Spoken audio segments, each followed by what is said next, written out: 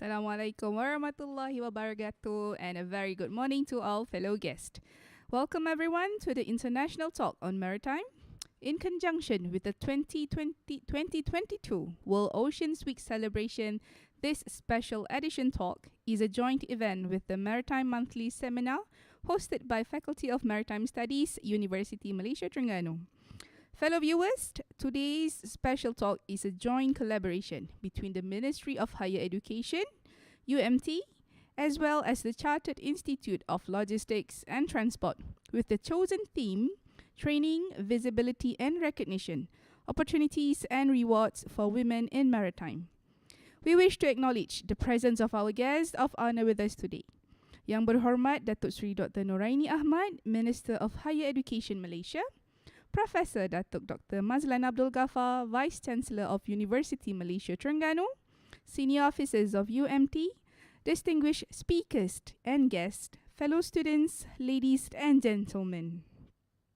Fellow guests, having marine science and aquatic resources as the niche area, UMT possess the needed facilities and expert in ensuring the students to gain the best education. To introduce UMT further, let us now watch the UMT corporate community videos.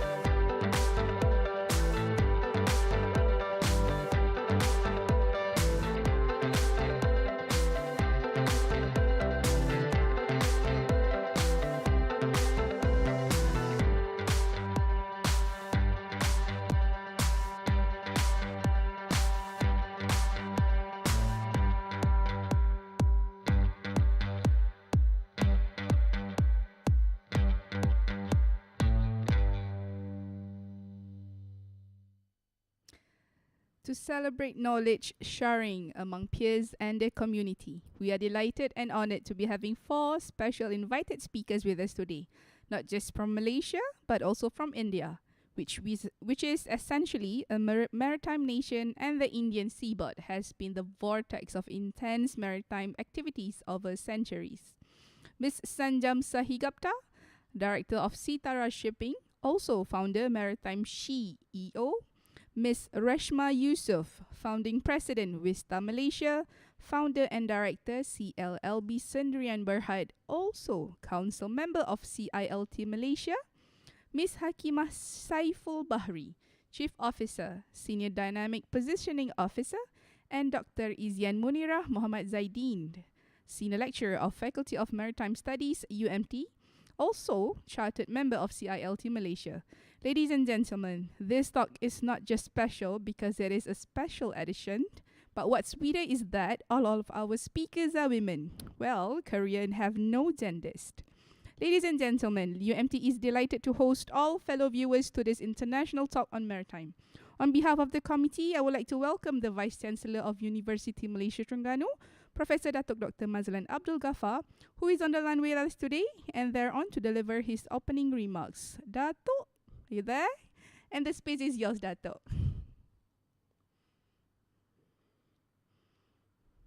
Okay, thank you very much, Miss Mina, Master of Ceremony today. Very good morning, everybody. Bismillahirrahmanirrahim. Alhamdulillah, Rabbil Alamin. Wabihi nasta'in ala asrafil anbiya wa mursalin wa ala alihi wa sahbihi ajma'in. Assalamualaikum warahmatullahi wabarakatuh.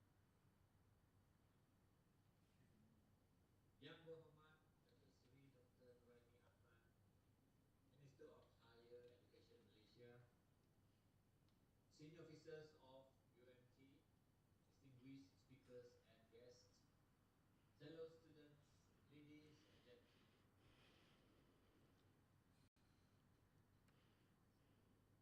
The role of women in the maritime sectors, which is traditionally dominated by male, was honored on May 18 as part of the International Day for Women in Maritimes.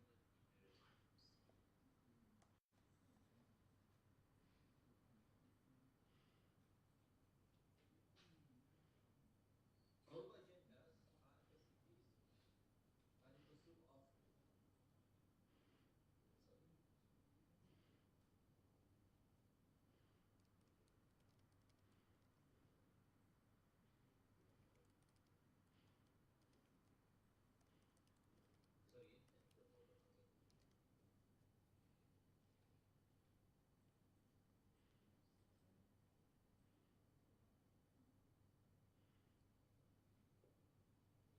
Okay. Global agendas are emphasized by the pursuit of gender equality since discriminatory behavior affect everyone. So far, women only make up less than 10% of the workforce across the board in the maritime businesses. As a member state of the IMO, the United Nations Agency, Malaysia is committed to empowering women to address the gender imbalance in the maritime industry. Hence, some of the issues lingering on women in maritime need to be addressed. These include gender stereotyping, career progression, legislation, job flexibility, and many others. This provided an opportunity to raise awareness of the importance of gender equality, which is clear outlines in the Sustainable Goal number 5 to highlight the significant contribution of women worldwide to the maritime sectors. Ladies and gentlemen, for the future maritime community, workplace and gender diversity in the leadership are critical. Women in the industries should break the glass ceiling with grace and work together to change and the social and cultural bias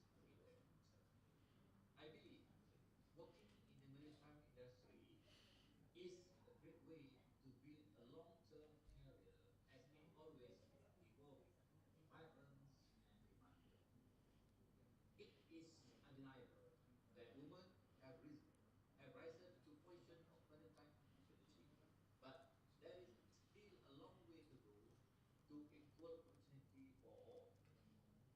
Theoretically, education and training have a long-term influence on the capacity building in the industry. Therefore, we must continue to promote gender equality in the sector by ensuring women have access to education and training at all levels. So far, there have been several women leaders who have gained recognition in the maritime profession.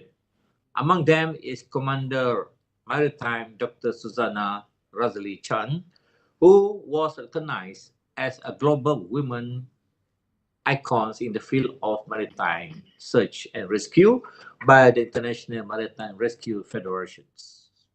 Dr.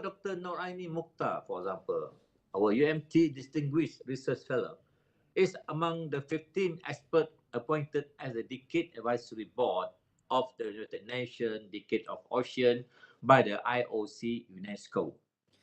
Next is Women in Maritime Association, WIMA President, Dr. Yasmin Muhammad Hasni. WIMA served as the national chapter of Women in Maritime Association to implement the IMO integration of Women in Maritime program in Malaysia. Ladies and gentlemen, as we know, the maritime industry is vast, welcoming all profile and skills. Hence, it requires access to a diverse range of talent. So, more women should be encouraged to pursue maritime careers. On a separate note, looking at the rising numbers of women graduating from maritime program, universities and other educational and training institutions alone is not enough, as we need to enhance the network for the transformation of the graduates. All these initiatives need to be integrated into the industry academic network for a better improvement of the education systems. Currently, women account for only less than 2% of the maritime industry workforce, according to the International Transport Workers Federation estimates. In that case, gender equality must become a reality today, not tomorrow. Current, to address that, Malaysia has indirectly strengthened its commitment to the United Nations Sustainable Development Goal 5, gender equality, by taking a strategic approach to enhance the contribution of women as key maritime actors. Today, three notable associations support women involvement in the maritime industries, namely the Malaysian Women's in Maritimes Association, Women's in Logistics and Transports, and Women International Shipping and Trading Associations. Through these associations, it could create a platform for a linkage between the industries, stakeholders, as well as legislators to gain momentum to achieve sustainability as we move forward. More effort should be focused on identifying and removing the physical and social barriers that prevent women from participating in maritime professions. Certainly, increasing gender tolerance requires a wider array of innovative insight from people from many facets of the maritime community. Ladies and gentlemen, with this, I hope this international webinar will provide some enlightenment on the issues and challenges for women in maritime while providing solutions to remedy the current situations. Through ample experience from the panelists, I believe it will lead us forward to a new chapter for better women's participation soon. Last but not least, I would like to take this opportunity to thank the Faculty of Maritime Studies, FEM, UMT, as the organizer of this webinar under ITWIN's Maritime Monthly Seminar. I am glad to know that this is their 28th organizing seminar so far. My appreciation also goes to all participants, regardless of your background. May all of you benefit from this great sharing. With this, I end my speech with wabillahi taufiq wal hidayah. Wassalamualaikum warahmatullahi wabarakatuh. Thank you so much. Thank you very much, Dato, for the speech and the important messages. Sorry for the technical glitch, Mina. It's okay, Dato. Moving on, I would like to welcome Yang Berhormat Datuk Seri Dr. Noraini Ahmad, Minister of Higher Education Malaysia, to deliver her speech and thereon officiating the program. Yang Berhormat Datuk Seri, the space is yours. Assalamualaikum warahmatullahi wabarakatuh. Salam sejahtera dan salam keluarga Malaysia. Yang berbahagia Datuk Profesor Dr. Mazlan Abdul Ghaffar, Naib Chancellor Universiti Malaysia Terengganu, Barisan Pengurusan Tertinggi Universiti Malaysia Terengganu, wakil-wakil agensi, industri, komuniti dan media, para hadirin hadirat yang saya kasih sekalian. Alhamdulillah, syukur kehadrat Allah Subhanahu Wa Taala kerana dengan limpah kurnia dan izinnya juga dapat kita bersama-sama berhimpun pada pagi ini. Saya mengucapkan ribuan terima kasih kepada tuan rumah iaitu Universiti Malaysia Terengganu atas penganjuran sambutan Hari Wanita dalam Maritime bagi tahun 2022 bersempena dengan World Oceans Week yang bertemakan Wanita Inspirasi Komuniti Maritime. Sesungguhnya, KPT merasa sangat bangga dengan usaha dan sumbangan UMT dalam memperkukuh industri pelabuhan dan maritim yang secara tidak langsung turut membangunkan masyarakat sekitar. Perkara ini adalah seiring dengan visi UMT untuk tampil menjadi universiti berfokus marine terutama dalam negara dan disegani di peringkat global yang diperkukuhkan lagi dengan peranan utamanya sebagai pusat pembelajaran dan penyelidikan ulung bidang maritim.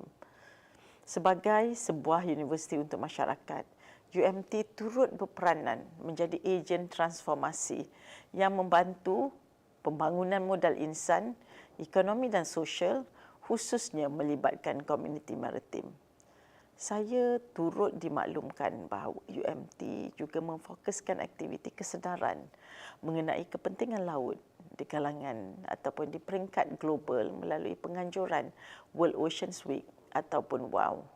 Acara tahun ini menjadi satu daripada usaha tanggungjawab sosial UMT untuk sama-sama meningkatkan kesedaran mencintai alam sekitar marine dalam kalangan warga UMT dan komuniti setempat. Seterusnya, menghargai dan menjaga kepentingan laut kepada kehidupan harian kita. Syabas saya ucapkan kepada UMT, tuan-tuan dan puan-puan yang saya kasihi. Ungkapan tangan yang menghayun buayan boleh mengguncang dunia amat sinonim dengan wanita. Sedari dulu, perumpamaan ini mencerminkan bahawa wanita ialah sumber motivasi, inspirasi dan pembakar semangat yang sekaligus menyumbang kepada kesejahteraan keluarga dan penjanaan pendapatan negara. Dalam konteks hari ini, suka saya sebutkan di sini beberapa contoh taklukan wanita dalam dunia maritim. Kita ada Seri Kandi Negara, Laksmana Pertama, Rohana Jubri, pegawai wanita pertama Tentera Laut di Raja Malaysia yang dinaikkan pangkat ke Laksmana Pertama.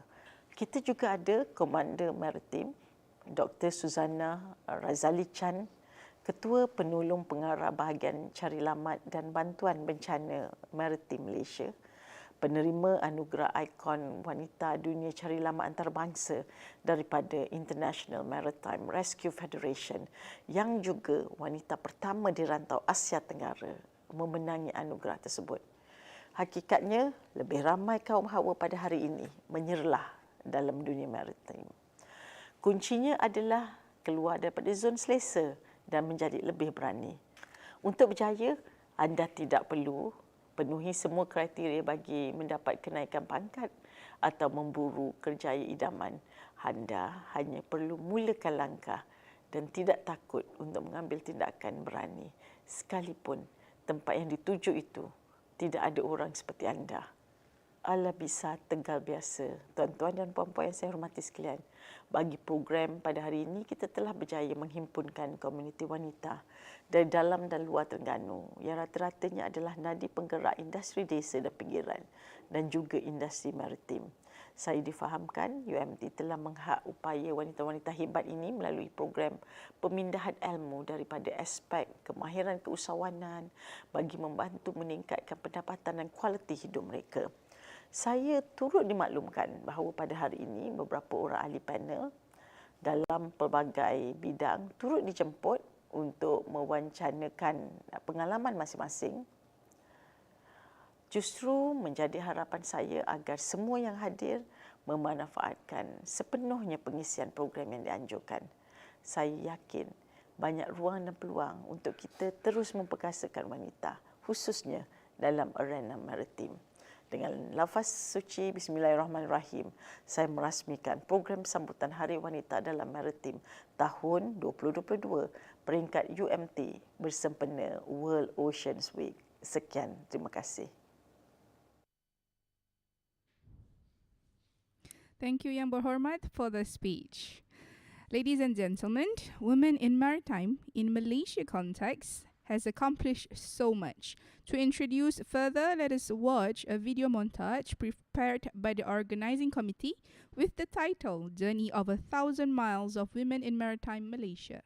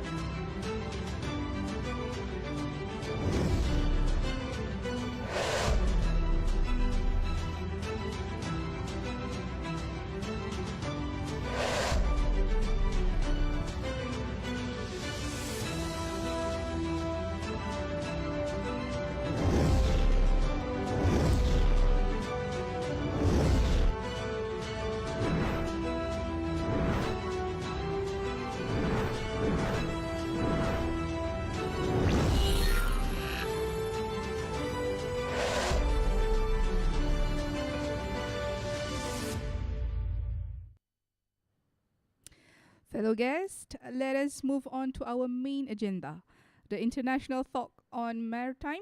So to introduce our first speaker on the line, I am pleased to welcome Ms. Reshma Yousuf, Founding President, Wista Malaysia, Founder and Director, CLLB Sdn Bhd, and also Council Member, CILT Malaysia. Allow me to read the biography. Ms. Reshma Yousuf, founder, key consultant and trainer of CLLB, has more than 20 years experience in the integrated logistic industry as a service provider, user, trainer and consultant. She is a charter member of the Chartered Institute of Logistics and Transport, CILT, and has also obtained corporate affiliation between CLLB and CILT. She is currently the council member of CILT.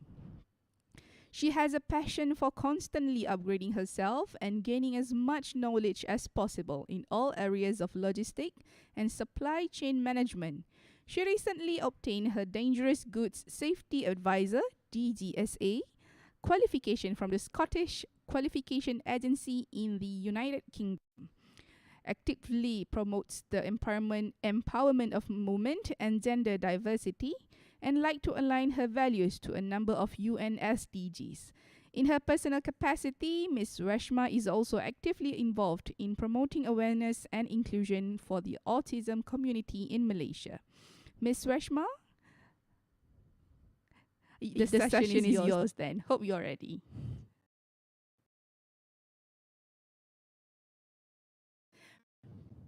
Ms. Reshma, could you please unmute yourself? Yes. We cannot still hear you, Ms. Reshma. Hold on.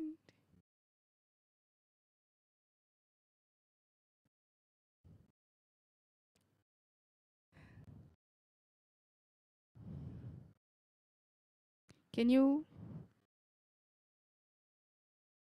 You have unmuted. Okay, hold on. Please stay on the line. Our technical team is figuring things. I am actually reading your lips. Yes, yes. Yes. Can you try again, Miss Reshma? Oh no.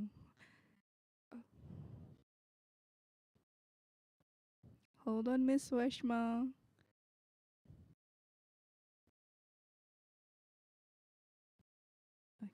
Right, can you try here? Can we try again? Perfect. Oh, good. Yes, Okay. Miss Reshma, we can hear you now. So that was on my side. My apologies. I think I had to do something in terms of using another mic because my laptop mic was obviously not planning to work. Oh, it's okay. Sorry Thank you, about Miss that. Reshma. So I'm passing you the space now. Thank you very much. And thank you so much for that wonderful introduction that you gave me. Assalamu alaikum, everyone. Good. Yeah, it's still morning, so I can say good morning to everybody. I would like to firstly thank UMT for this wonderful opportunity for inviting me today to share a little bit I think I'm going to share a little bit on my journey with you. I'm also going to talk about the various hats that I wear because my greatest passion is women, being a woman. And I also want to show you some statistics to give you an idea that things are really good. Things are happening very well for us women. And as long as we really put our heart and souls to it, we can actually move and aspire our dreams. So allow me to first share my presentation. Let me just get it up.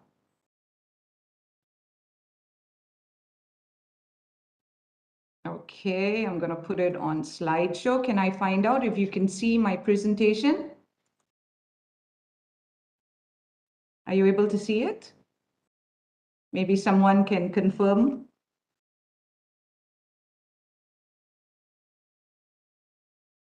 Can I get a confirmation if you can see my presentation? Okay, I'm going to assume that you can see it because I'm not hearing anything from anyone. Miss Reshma, on the technical team, yes, we can see your slide clearly. Super duper. Thank you so much for that confirmation.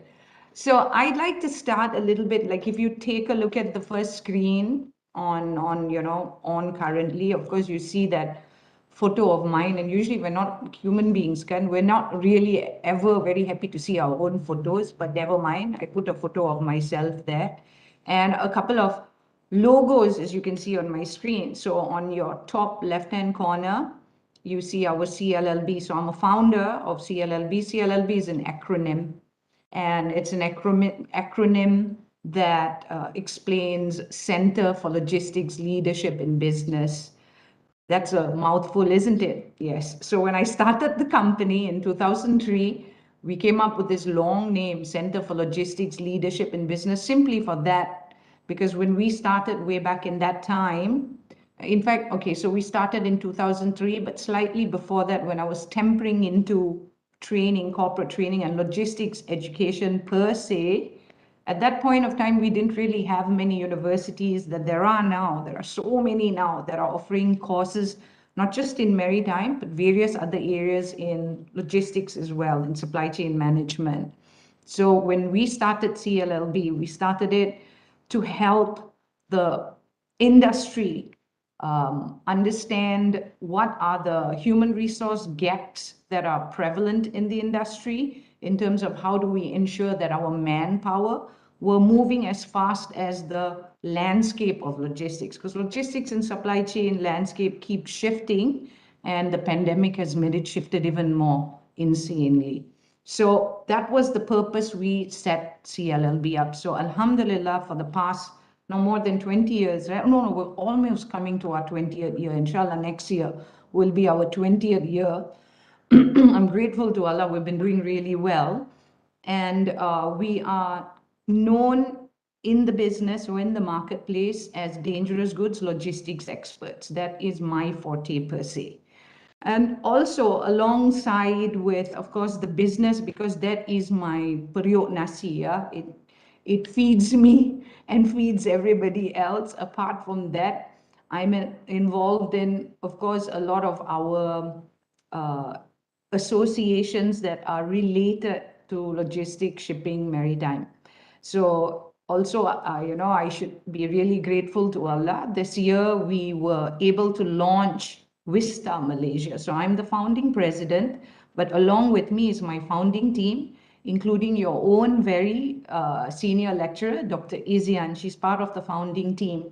Wista is actually a global association, also an acronym called Women's International Shipping and Trading Association. So Wista is made up of women who are, senior executives and managers, as well as students. We also have students who are now, because we've just established Wista in Malaysia, and I believe a number of you had actually joined us for the official launch. So we were very lucky. We were given the platform to launch Wista Malaysia in conjunction with the International Day for Women in Maritime on the 18th of May in Intercontinental Hotel in KL last month.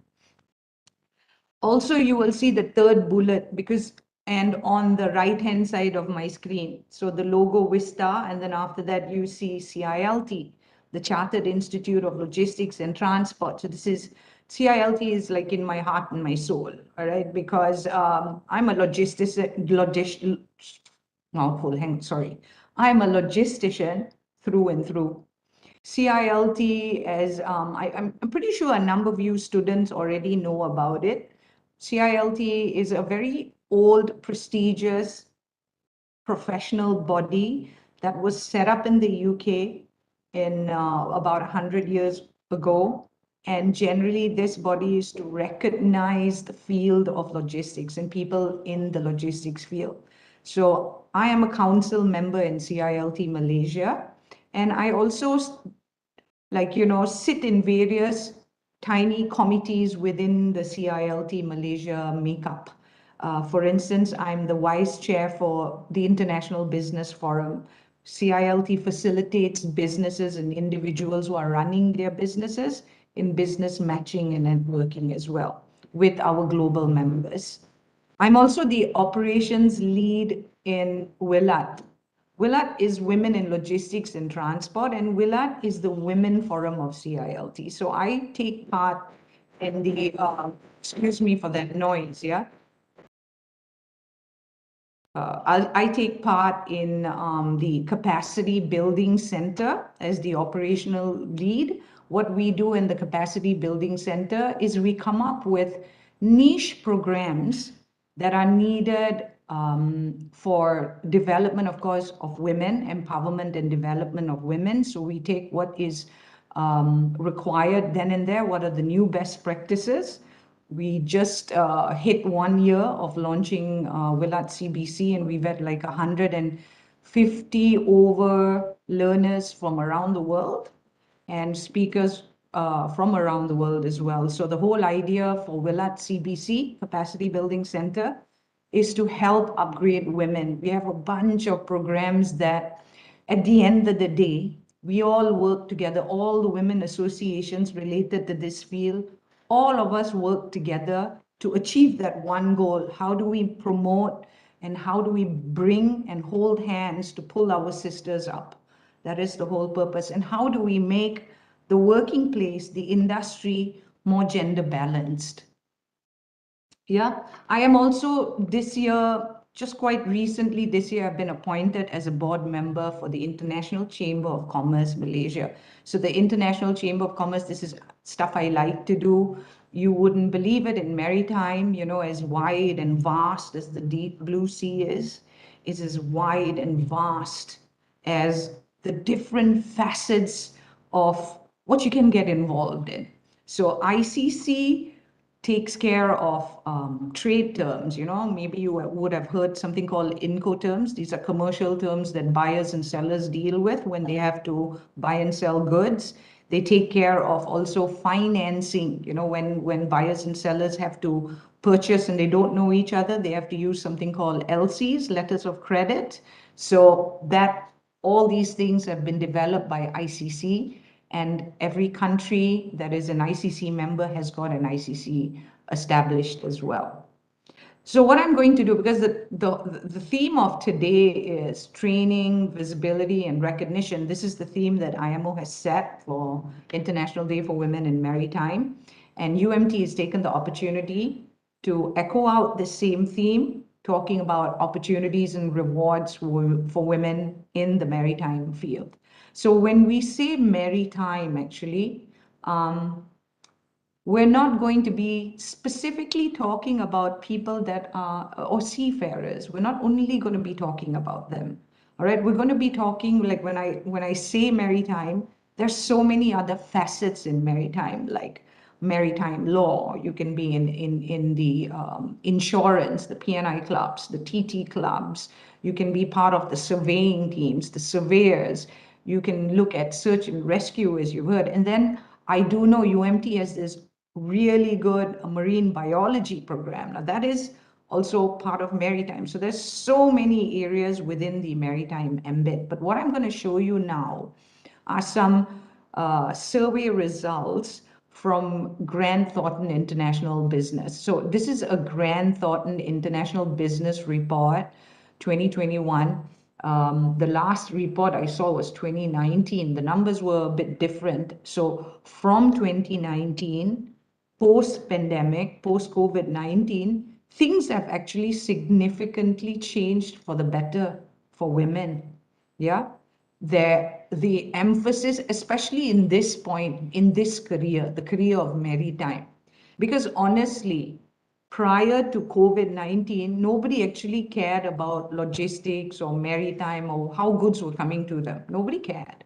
Nobody really thought about what it took for what they took for granted. That means if I go to a Watson or a Guardian or a Jaya grocers or whatever, when I go and pick something there, nobody really knows the journey of that and who are the people who actually brought it closer, right? So the pandemic sort of did that because it cut off all that from all of us. Many of us in other countries, especially, you know, Malaysia, alhamdulillah, we still are doing pretty well. And through the pandemic, we sailed through pretty well compared to some other countries did.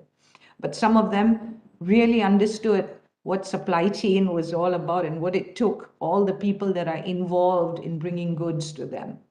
Right, so what we see in this Grant Thornton business report is apparently now 9 out of 10 companies have got women in senior positions. So that's like a 90% of companies, businesses have at least one woman, at least one woman in a senior management position. And that's a lot to be happy about compared to in 2019, it was about 70 odd percent.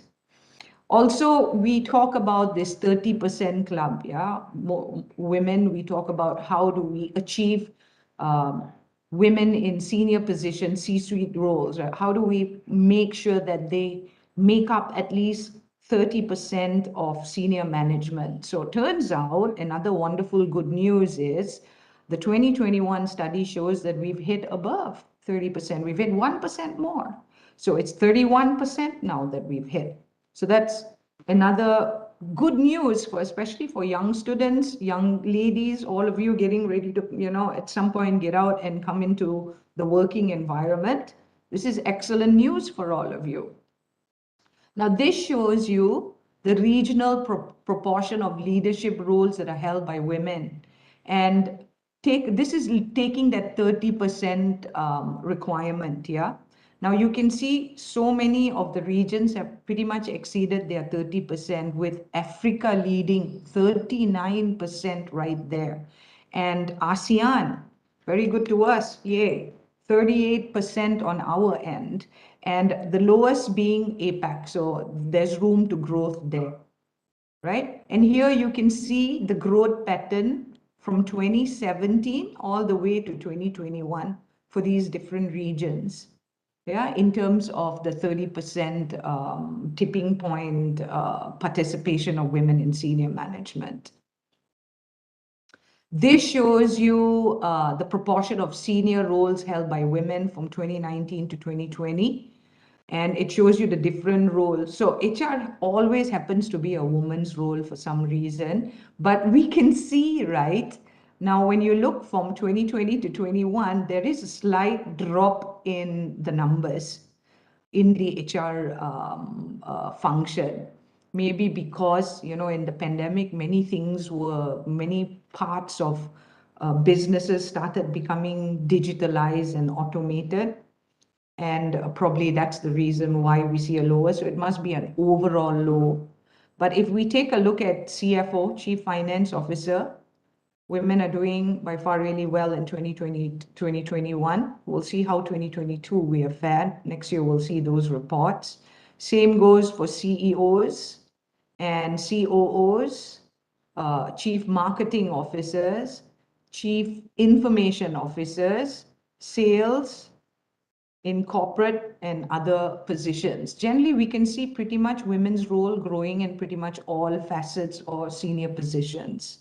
And we understand, because we've seen throughout the pandemic, that one of the important qualities in leadership, apart from your ability to, solve problems, to adapt, to be agile, to be a great communicator and a great leader, so to speak. One of the most important things is also empathy, which we find in women. We have the empathy in us that is required, yeah, because when you work, people tend to forget it's not machines doing the work, yeah, it's people doing the work, humans. And humans have emotions and feelings. So we can see the growth here, as well as what are the actions that are taken actually to promote gender balance? What was done from that 2019 to 2021, so to speak, in terms of ensuring that women were participating or moving up in these leadership positions? So one of it was ensuring equal access to development work opportunities. You can see that's significant growth from 2020. Yeah, you can also see creating an inclusive culture, which is also very important. Also very important is mentoring and coaching.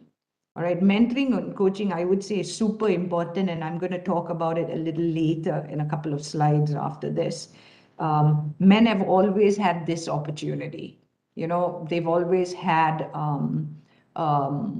the first position, so to speak, in every aspect of our industry, right? They were the ones that went out and first historically went out, because if we go back to history, we know that they were the hunters, right? So they were the ones that went out, and because they already have collectively a large number of these veterans and seniors, so we see very good mentoring and coaching going on already. Now we notice, yes, we see also mentoring and coaching.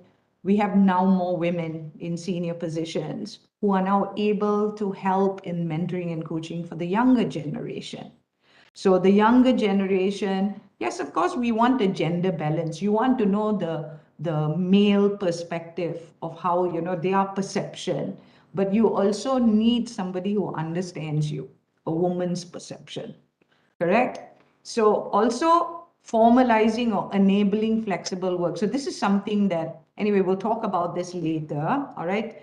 Setting targets for gender, setting targets for quotas and gender makes sense if it's based on merit. That means it shouldn't be driven that, oh, we all have got to fulfill this quota of having enough women in senior positions. So we're just going to promote people. That's not the way it should be, yeah? It should be based on your merit, that you're promoted because you're good as the guy or even better than him. So we don't look at male or female in that sense. We look at the ability of the person.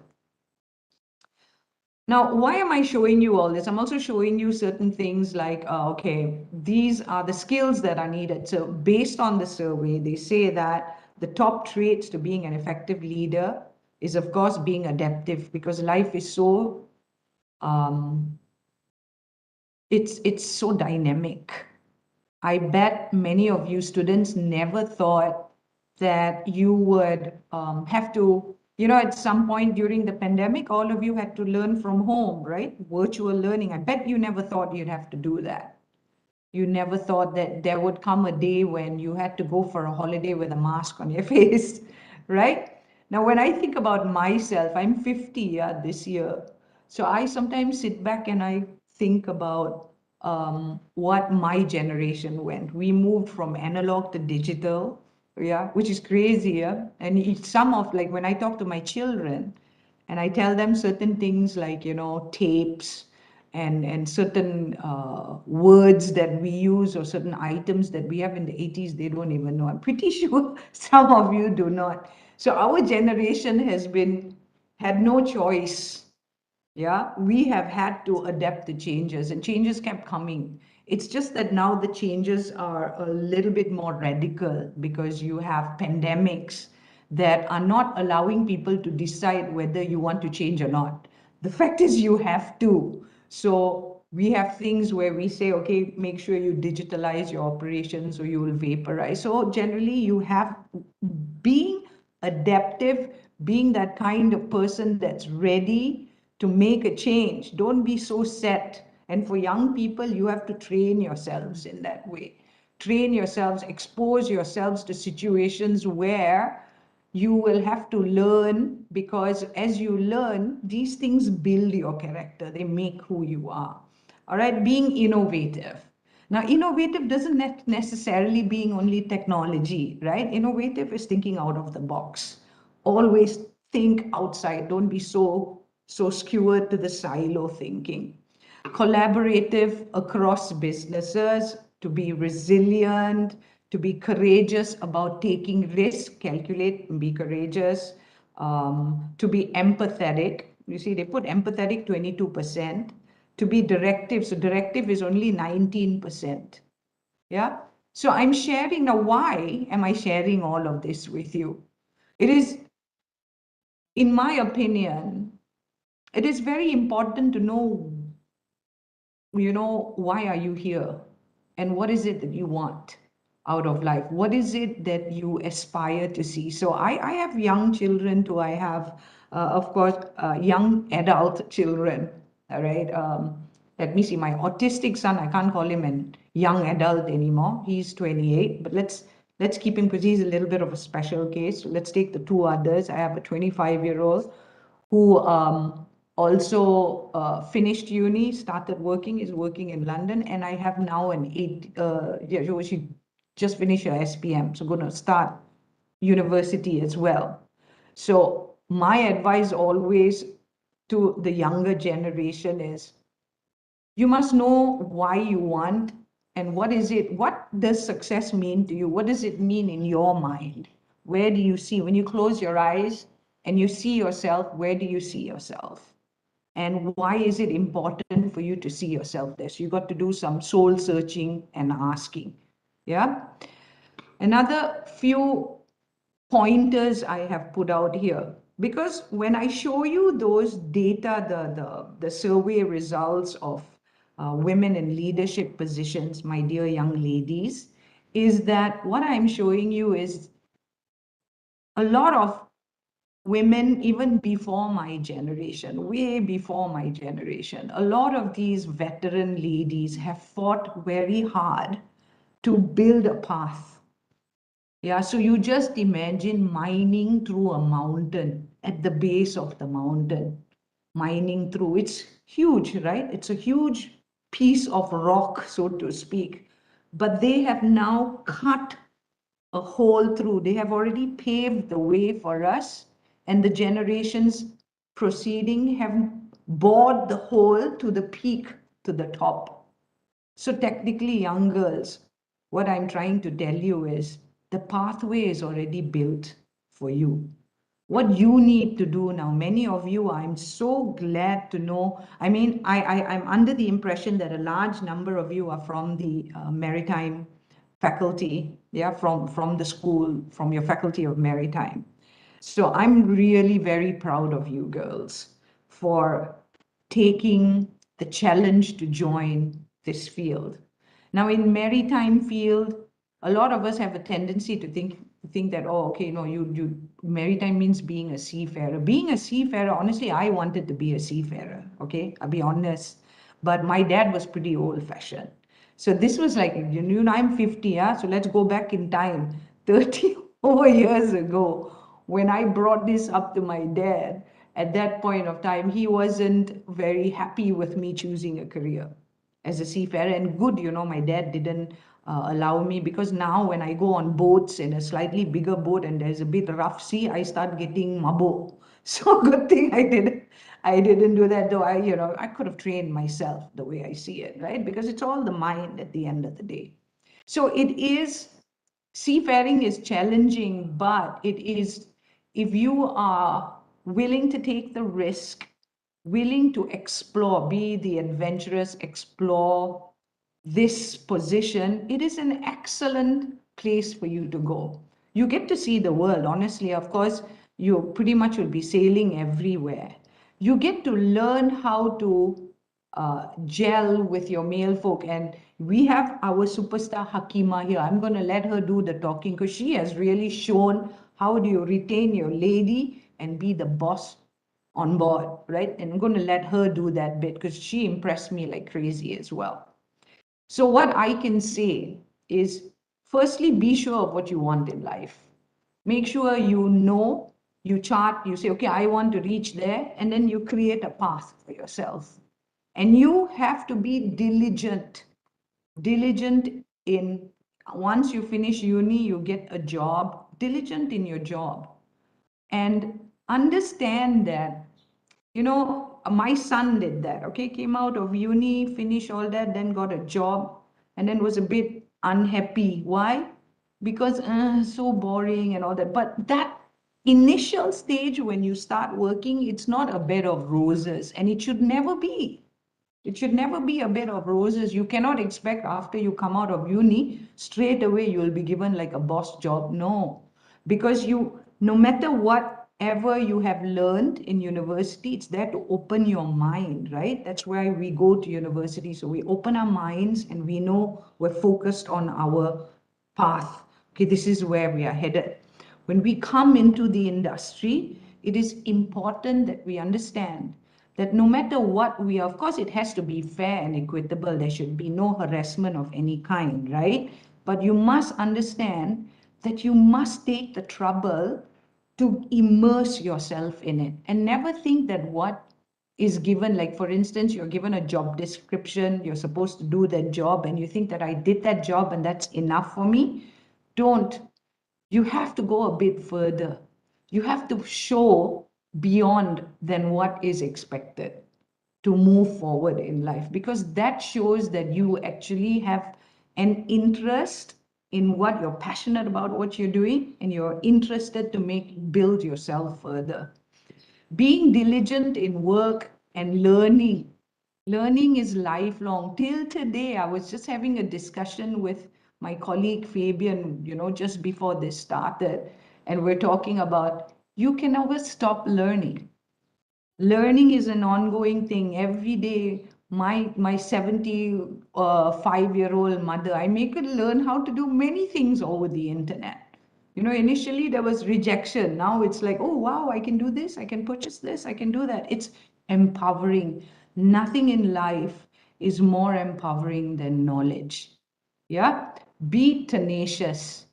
Tenacious meaning don't give up easily when things get hard. If you know that that is where you want to reach, keep at it. Yes, you may feel down. So when you feel depressed or down, you have to find someone where you can talk to. I always say, fine, I have mentors. I still have mentors. Till today, I mentor people, but I also have mentors till today. Imagine 50-year-old lady still having a mentor because we need them. They're the ones that would, you know, sometimes you get emotional, sometimes your emotion fogs your thinking.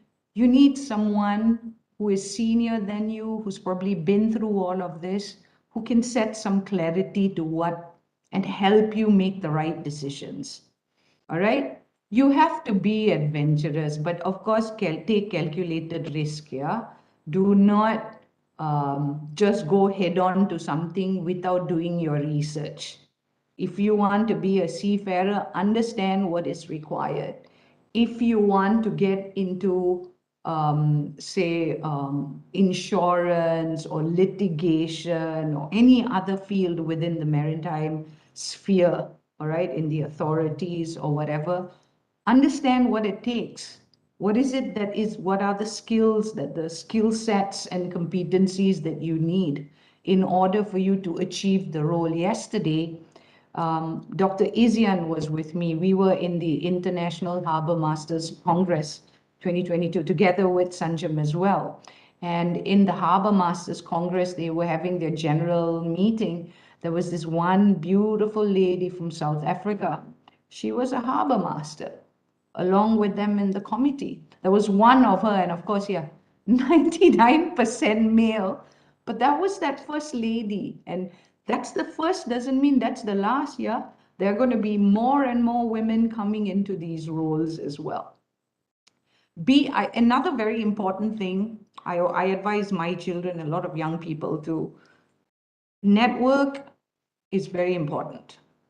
Your network. While you study, you have to get involved in, like, you know, societies and associations to build your network, to meet more people, to get more exposure, all right? And become a mentee.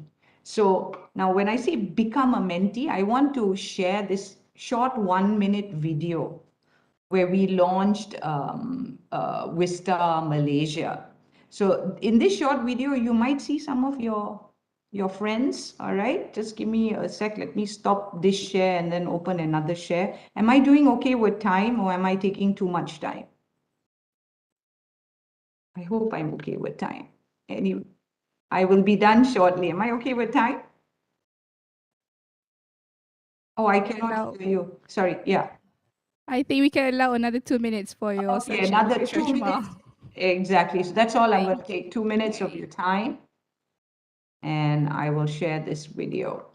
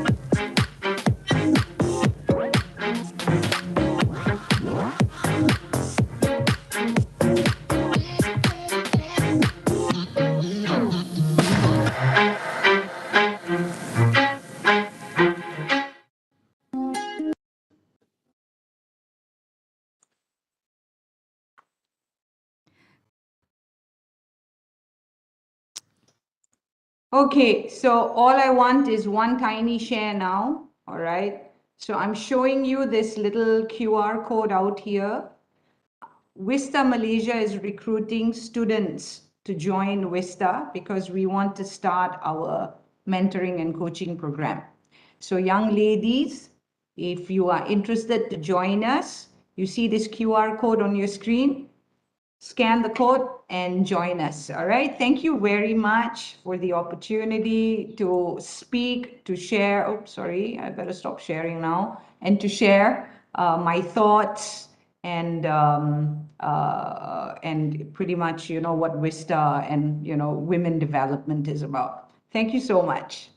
Thank you so much, Miss Reshma. Could see you beamingly happy over the videos played actually just now.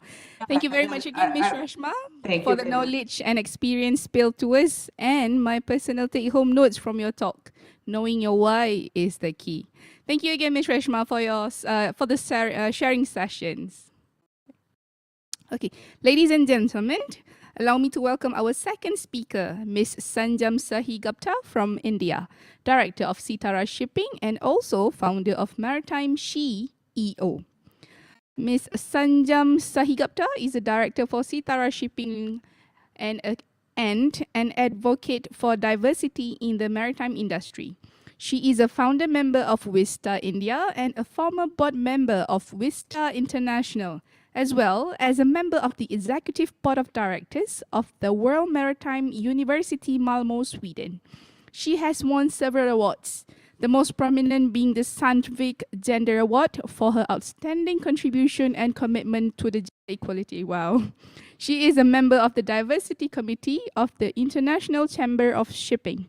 To further her commitment to diversity in the maritime and logistic industry, she has launched Maritimesheed EO to provide solutions to the industry. She is a gender expert empaneled by the UNESCP, an international maritime organization, the UN body in maritime, and is committed to driving change for a more inclusive maritime industry. So, Ms. Sanjam, are you on the line? Yes, hello, and Hi, Ms. pleasure Sanjam. to be here. Yeah. Yes, we here in Malaysia can hear you clearly. I hope, what time is it now at the India? It's around 9:40 in the morning. That's good. That's good. So, Miss Sanjam, I'm handing you this 20-minute sessions of yours and wishing you all the best. Thank you so much, Miss Sanjam. Thank you The so session much. is yours. Thank you so much. I'll just share my screen. Just a second.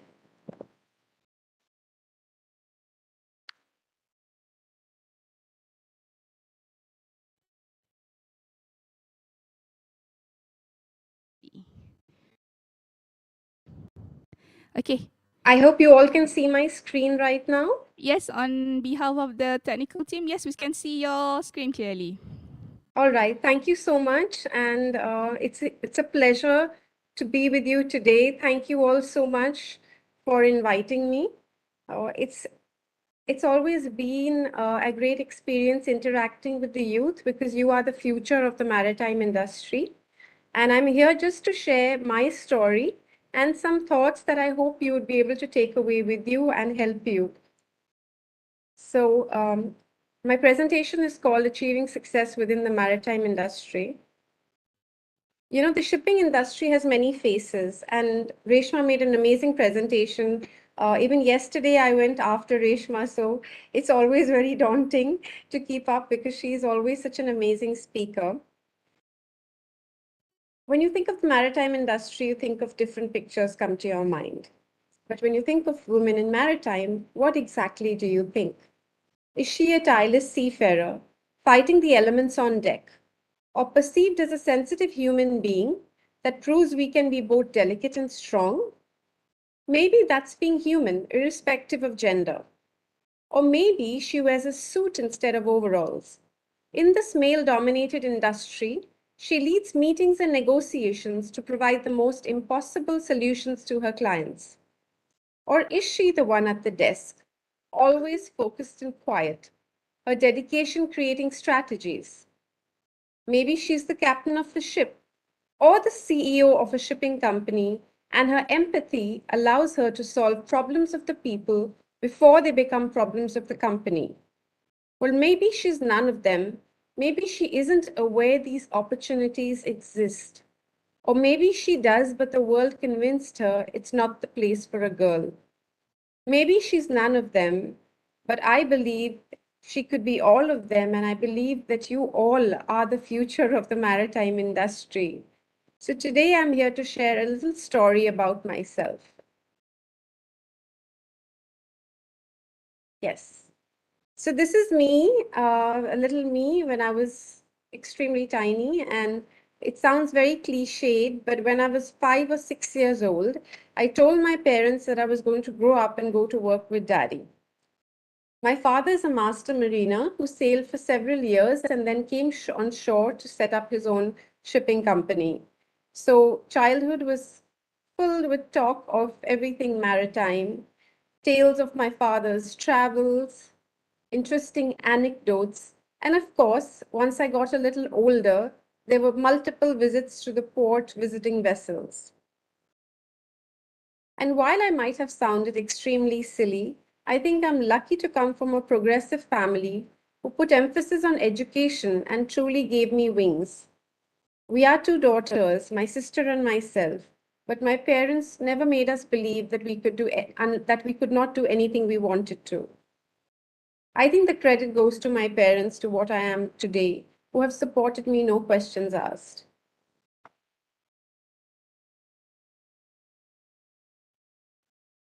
Like any other family business, it is assumed that the woman plays a passive role.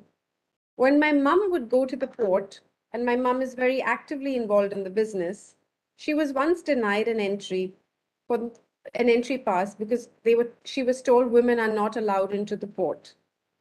Luckily, so many years later, my sister and I, that's a picture of us before one of our first shipment, break bulk loading. And many years later, we didn't have the same problem, but when we got into the family business, it was tougher than most people think it is. We had to work in each department as a dog's buddy, and a few male managers in my own company were so hostile and gave us a hard time. Had we been sons, it would have been easier to accept. And shipping being a cyclical industry, unfortunately, that time when I started, we were going through litigations with our NRI partners. So my internship involved going to court hearings and working with limited resources. People in the industry who thinking the company was in trouble were quite nasty. I had a lot of doors figuratively slammed on my face. My father told us that time that we either had to learn to swim or sink, and he didn't hold our hand the entire time, for which I'm extremely grateful because he taught me a lot. He gave me a lot of independence. I was allowed to do things independently, make my mistakes, and learn from them. My mom did a lot of that as well, but I learned to take decisions, and I did take a lot of wrong decisions to make the right ones. I think it helped me understand work, and today no situation really phases me. Another funny incident I remember is when I went to my first conference and the usher looked at me in my pink blazer and said, "Madam, the kitty party is in the other room." And I told him, "No, I am not here for the kitty party. I'm there to attend the conference." And to my dismay, at my very first conference, the speaker addressed the gathering as gentlemen. It was as though I didn't exist. So when my father, being in a typical Indian scenario, was told, "Oh, you poor man, only 2 daughters, no sons, poor man. Don't worry, maybe your future sons-in-law can take over the business," an associate told him. And I can still remember what my father replied to him. My father smiled and replied, "My 2 daughters are equivalent to 100 sons." And that is the kind of ideology and the support that I have received from my parents. And today I'm very happy to tell you that my sister and I are both married, but none of our husbands are in the business. It is the two of us who are taking the business forward.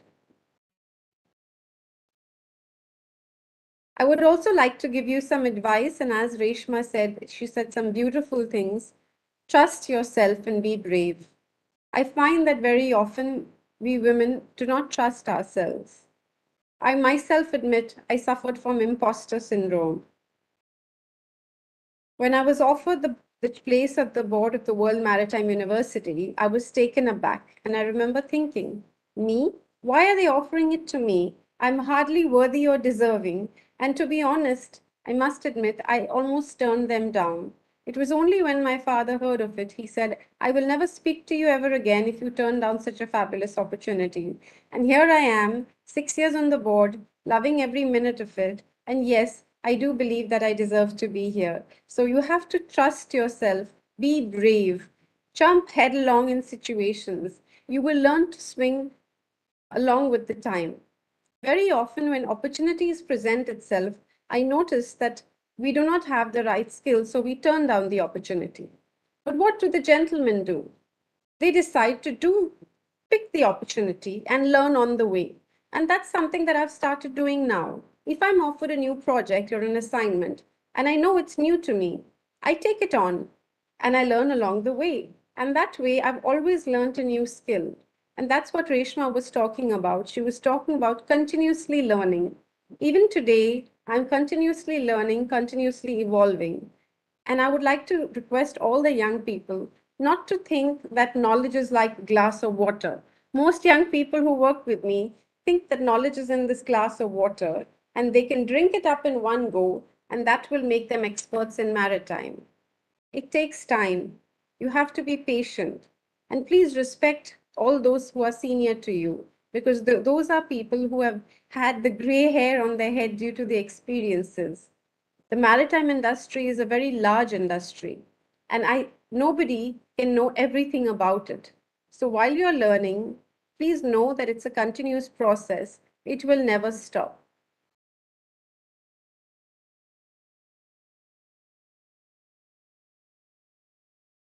In one word, if I was asked to describe myself, I would like to say that I'm passionate. I'm extremely passionate about what I do, and I never do anything in half measures. I do not do anything half heartedly. And while there's no substitute for hard work, you need to believe in yourself, be open to learning, and always listen to to your instincts.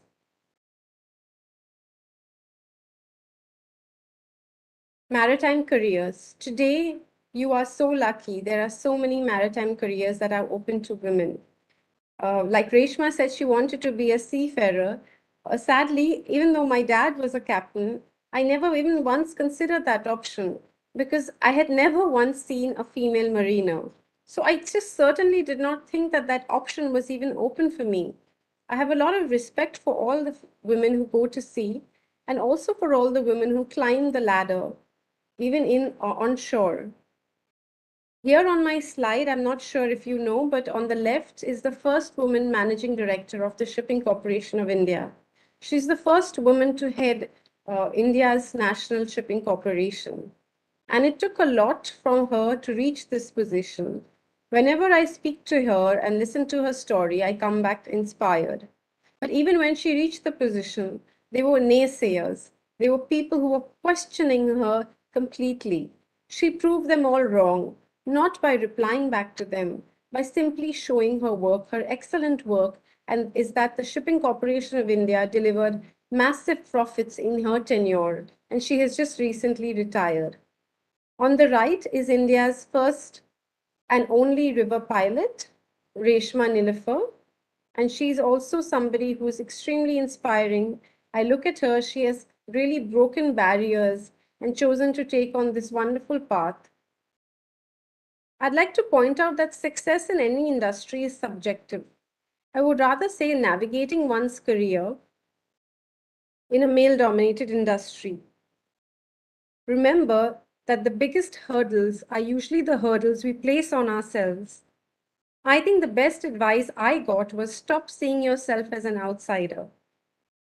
Quite importantly, though, the imposter syndrome and feeling inadequate is something, unfortunately, that has been ingrained in the female professional mentality in the male dominated industries. We are so used to being questioned that we end up questioning ourselves. Self doubt is one thing, but self sabotage is another.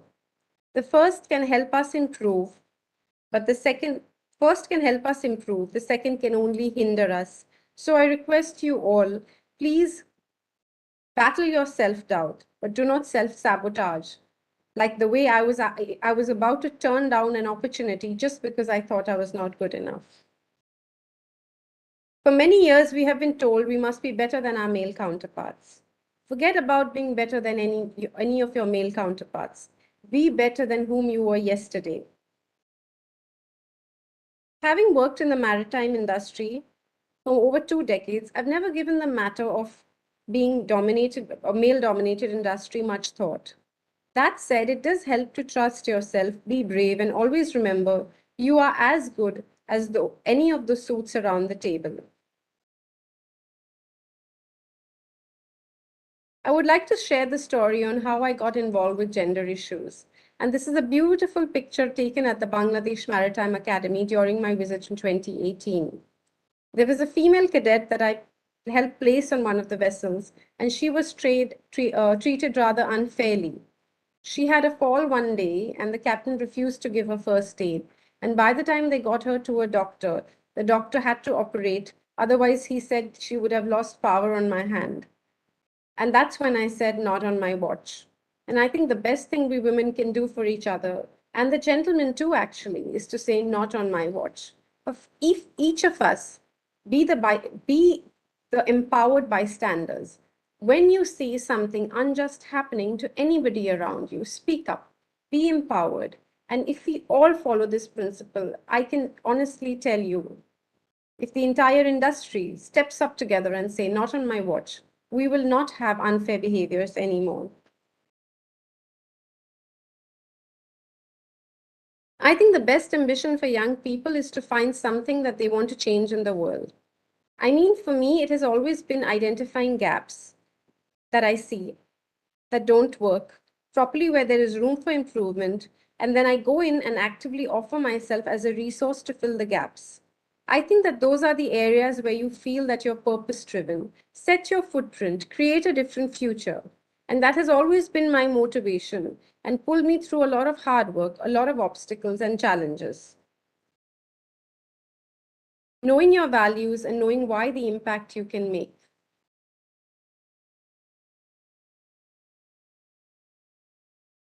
As long as I wake up every day, I know that I have a mission and it's okay, and that I can cope with anything.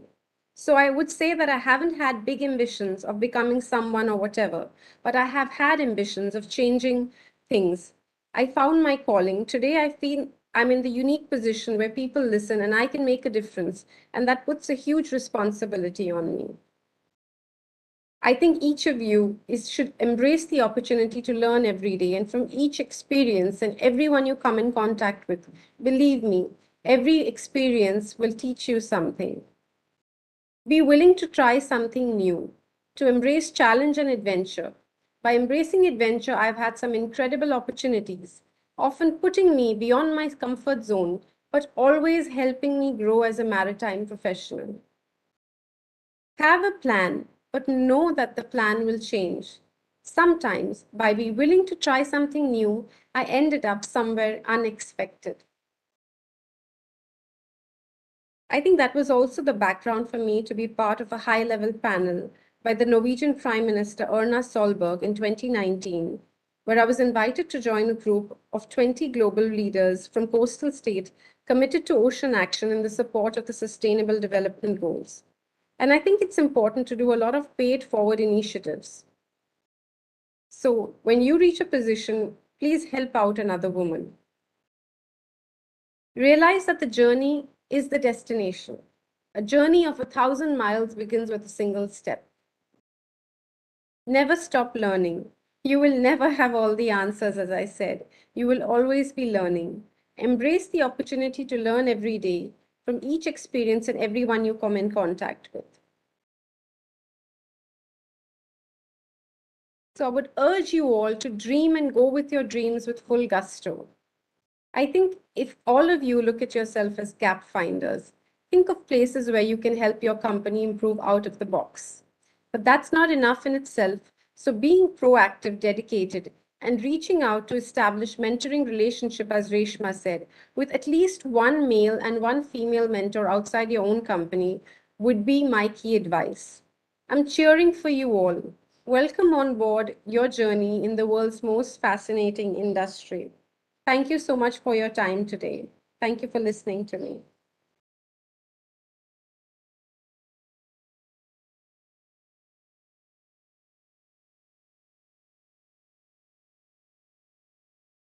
Thank you very much, Miss Sanjam.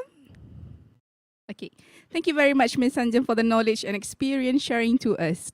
Miss Sanjam, passion and trust the process. I believe that's your virtue, your take your trust. I mean your pillars. So, Miss Sanjam, with your passion, we believe that your vision will come to a reality. I wish you all the best in India then. So again, thank you, Miss Sanjam, for the sharing. Fellow guests, let's move on to our next speaker. I hope everybody on the line is still doing okay. On the line, I am pleased to welcome Miss Hakimah Saiful Bahri. Miss Hakimah, are you on the line?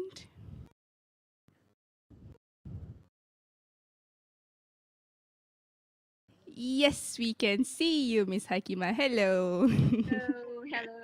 It's already afternoon at the moment. Yeah. So, so I'm everyone. This is Miss Hakimah Saiful Bahri, Chief Officer and Senior Dynamic Positioning Officer. Allow me to read your biography.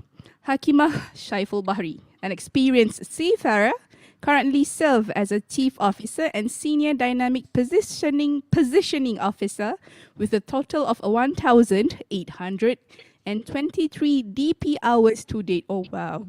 She has a total of 12 years of working experiences within the maritime industry. She obtained COC Class 1 Master of 3,000 GT or more unlimited trade voyage in 2020. She was trained as a deck officer in Academy Laut Malaysia, Alam, which she later graduated in 2010. Over the years, she has succeeded through the ranks and has served in both local and international shipping oil and gas companies, including American Eagle Tanker, AET, Murphy Oil Group, Orkim Ship Management Syndrome Berhad, Bahtera Sri Kandi Marine Syndrome Berhad, amongst others. Quite a lot of companies there. Some of her notable personal achievements include being the first female seafarer in Malaysia to be promoted as a Senior Dynamic Positioning Officer on board Diving Support Vessel 2021. She was also awarded with the Best Operational Excellence Award of the Month from Chevron Thailand in December 2021. She also represents the National Union of Seafarers of Peninsular Malaysia for the International Transport Workers Federation, Young Seafarers Network, and actively involved in the Women in Maritime Association Malaysia, MYWIMA, as an executive committee. She was also recently featured in local newspapers, Bernama, and television talk show TV3's Woman Talk on her career achievement as a women seafarer, and recently presented with a special award for her excellent achievement and contribution in promoting seafaring professional by NUSPM in 2021. That is quite an achievement, Miss Hakimah. Okay, Miss Hakimah, we at technical team can hear you clearly, and maybe you would like to share your screen, so the session is yours. Thank you very much. And sorry, before that, 20 minutes. Okay, I sure. hope you can. Thank you so much, Miss Adhere to Hakimah. that. All right.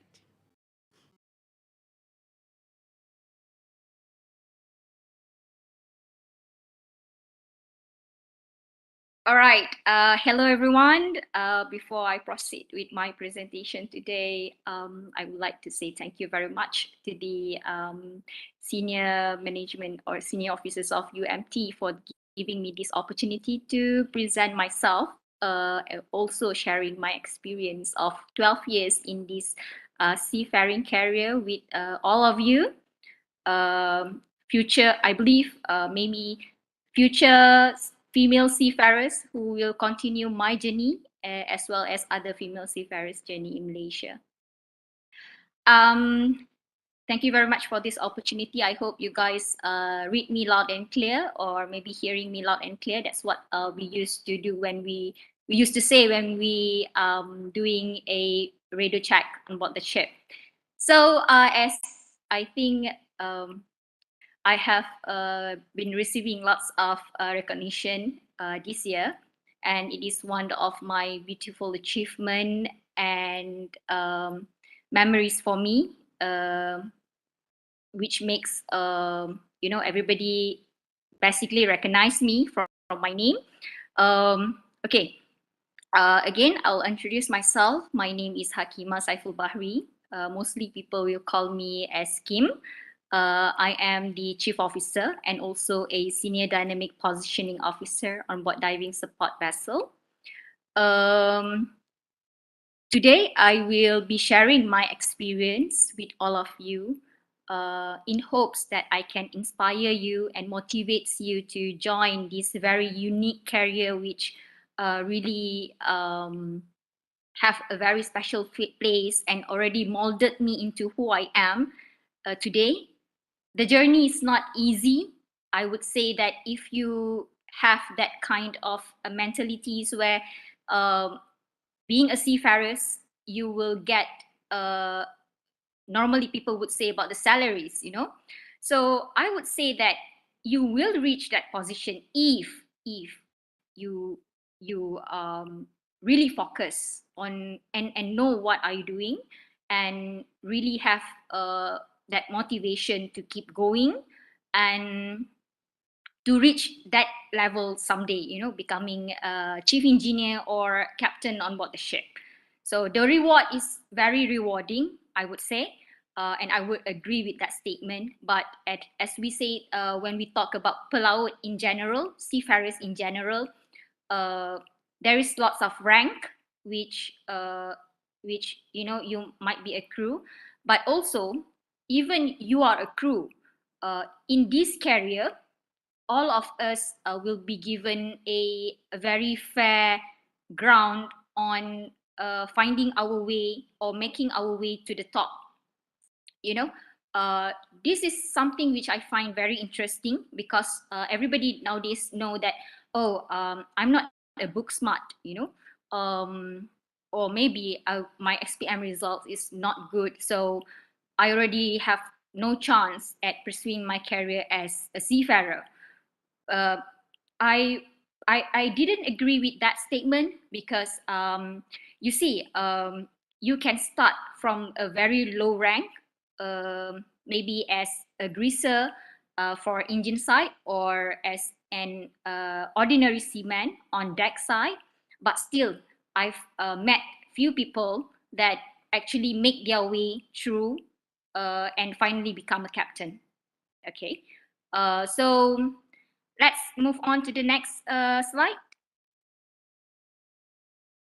Okay, let's enjoy this small presentation of mine because normally people would say that, are you really working on ship? Because how I present myself when I do the presentation. This is something that you should know. When you are working and you are on the professional side doing any presentation, you are carrying yourself. You should know where you are. Maybe while at work, you should be your as professional as it is, you know, because you are working with man. And now today, I'm presenting myself, um, proving to you that you know even I myself, you know, doesn't mean that you are a seafarer. You need to present yourself in certain way, uh, maybe dress like a man or something. No, that is not needed. You could still be yourself and enjoy being a female while also being a good leader on board the ship. So let's enjoy this video and showcase my achievement throughout these 12 years.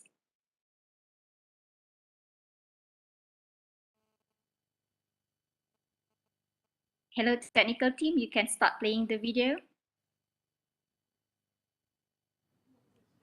Hold on. Miss Hakimah, we are figuring some things there. Should be okay. Hope we can be on the.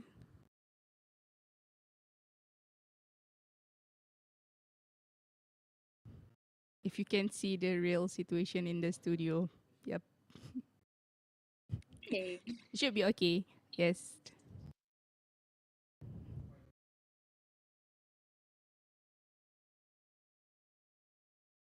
Okay. Okay.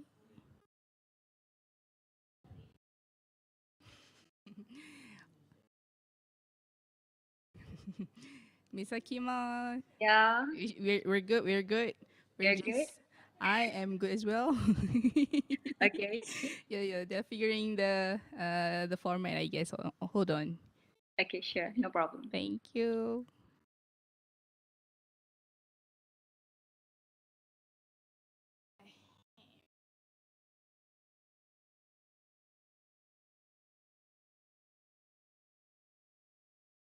All right.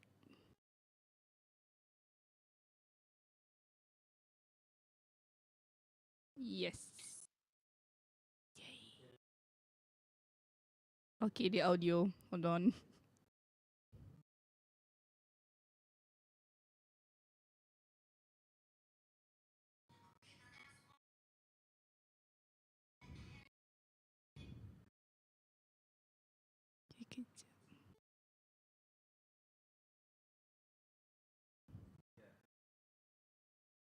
Hold on. Okay.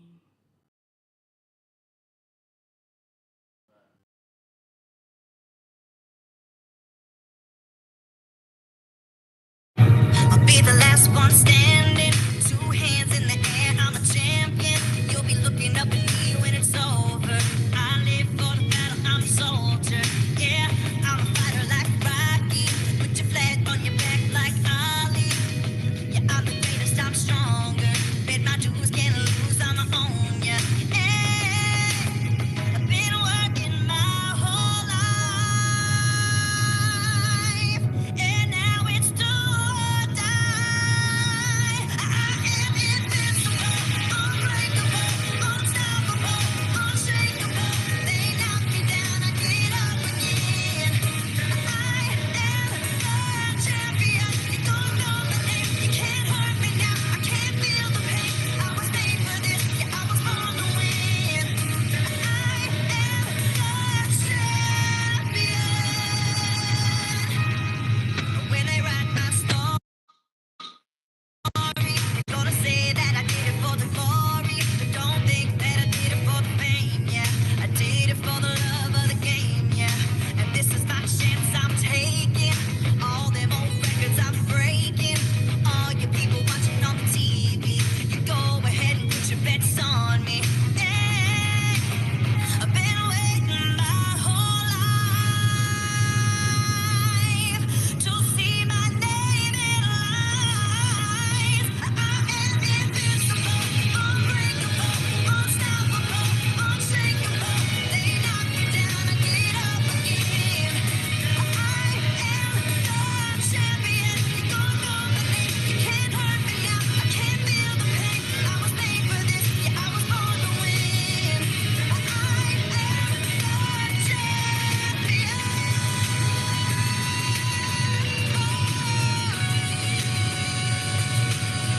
Born champion.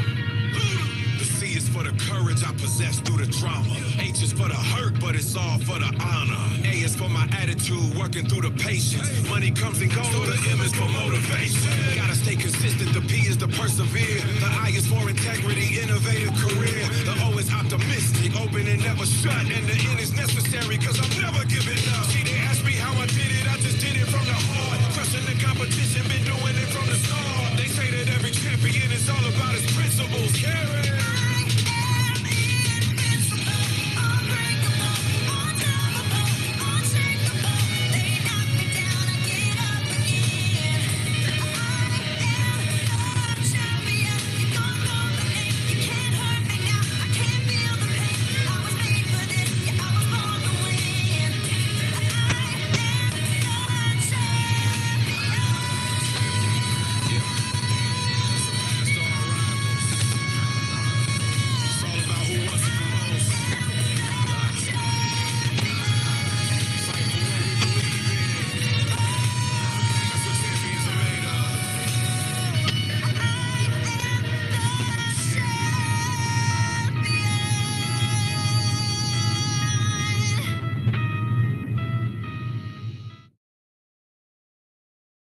All right. Hello, everyone.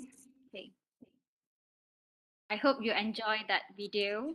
Basically, not enjoy. I think I would say I hope you are inspired by that video The reason why I'm doing that is because I know it is very hard for all of you to picture how is it like working on board, you know, uh, what vessel are you in? Because people always think that a vessel must be big, and then but actually the fact that we have many types of vessels, different length, different purpose, you know, same like aircraft, same like cars on the road, you know, you have many types of cars. And the thing is, you are piloting, you know, you are driving those things. So to make it simple, I drive ship. That's what I do. So I am the pilot of the ship. I am the navigators. That's what we call. We have pride when we say that when we call ourselves a navigator. A navigators. For your information, when you work on board the ship, we have three main departments, which is deck, engine, and also catering department. So for deck, that is when you have a third officer, second officer, chief officer, and also a master. That will be the highest rank in that position. So for the department of engine, you will have a third engineer. Before that, we also have crew, which is a greaser, oiler, fitter, and then goes up to the officers or engineers, which is third engineer, second engineer, second engineer, and also a chief engineer. And chief engineer is the highest rank for engine department. And then next, we have another department which will be also fall under the responsibility of that department, which is responsibility of the chief officer, which is the catering department. Catering department consists of chief cook and also steward. So when we call pelaut, the definition is actually those who work on board merchant ship, okay, kapal dagang, yang mematuhi Akta Ordinan Perkapalan 1952. Jadi dekat sini, you know that the difference between the navies and also the merchant navy. Okay, so we are the merchant. Okay, let's go to what we focus today, which is the gender equality and diversity, promoting women leadership in the maritime industry or women involvement in the maritime industry.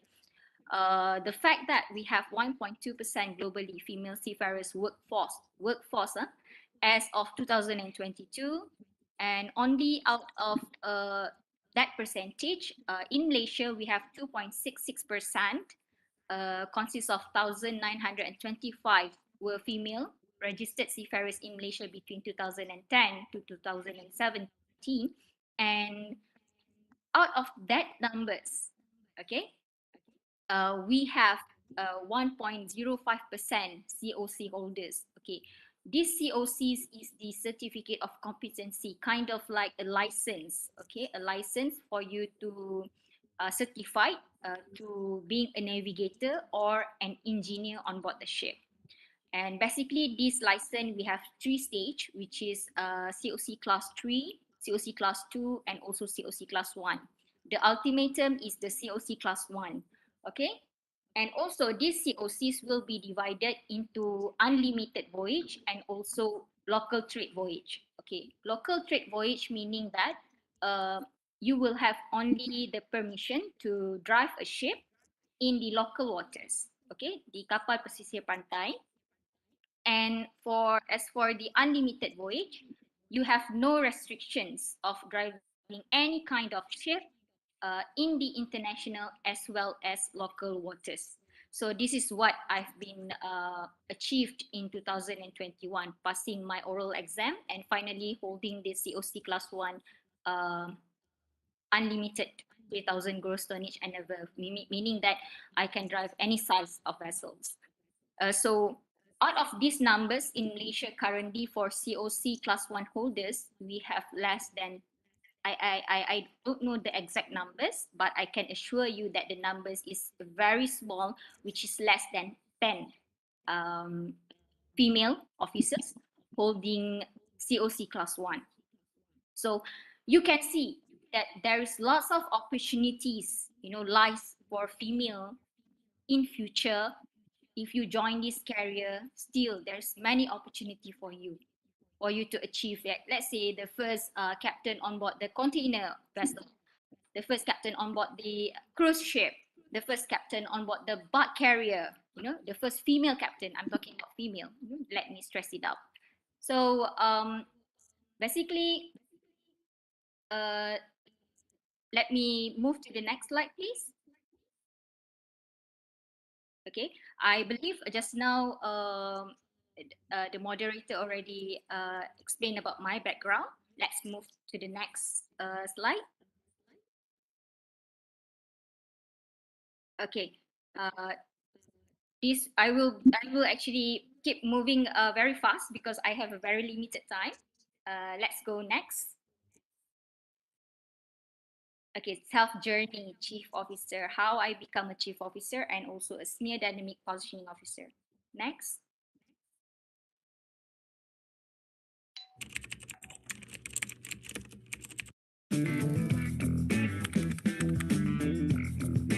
Asian marine-related academies like Alam in Malaysia are trying to increase their recruitment to resolve this problem.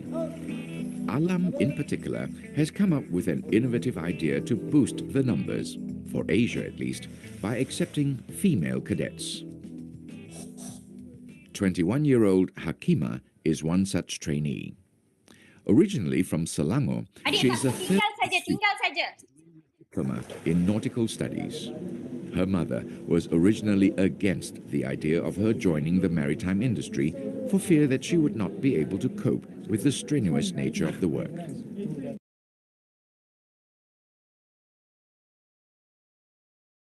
Okay, that's basically where it all started. I am a cadet, which is, first Alam opens its door to the female officers, to the female cadet was back in 2006. So I'm joining the second batch, which is 2007. Graduated from Alam in 2010. I continue my journey as third officer between 2011 and 2013 with American Eagle tankers. On board 56,000 gross tonnage with a ship with length 250 meters. You can imagine that.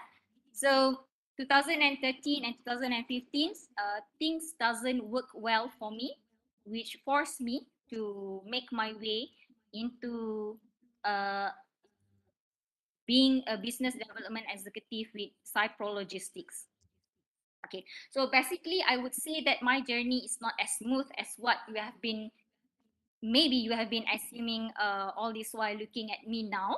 So this is basically the dark side of my journey, 2013 and 2015. But also during the same years, 2014 and 15, I managed to land a job with Murphy Oil as a loading master and also assistant mooring master.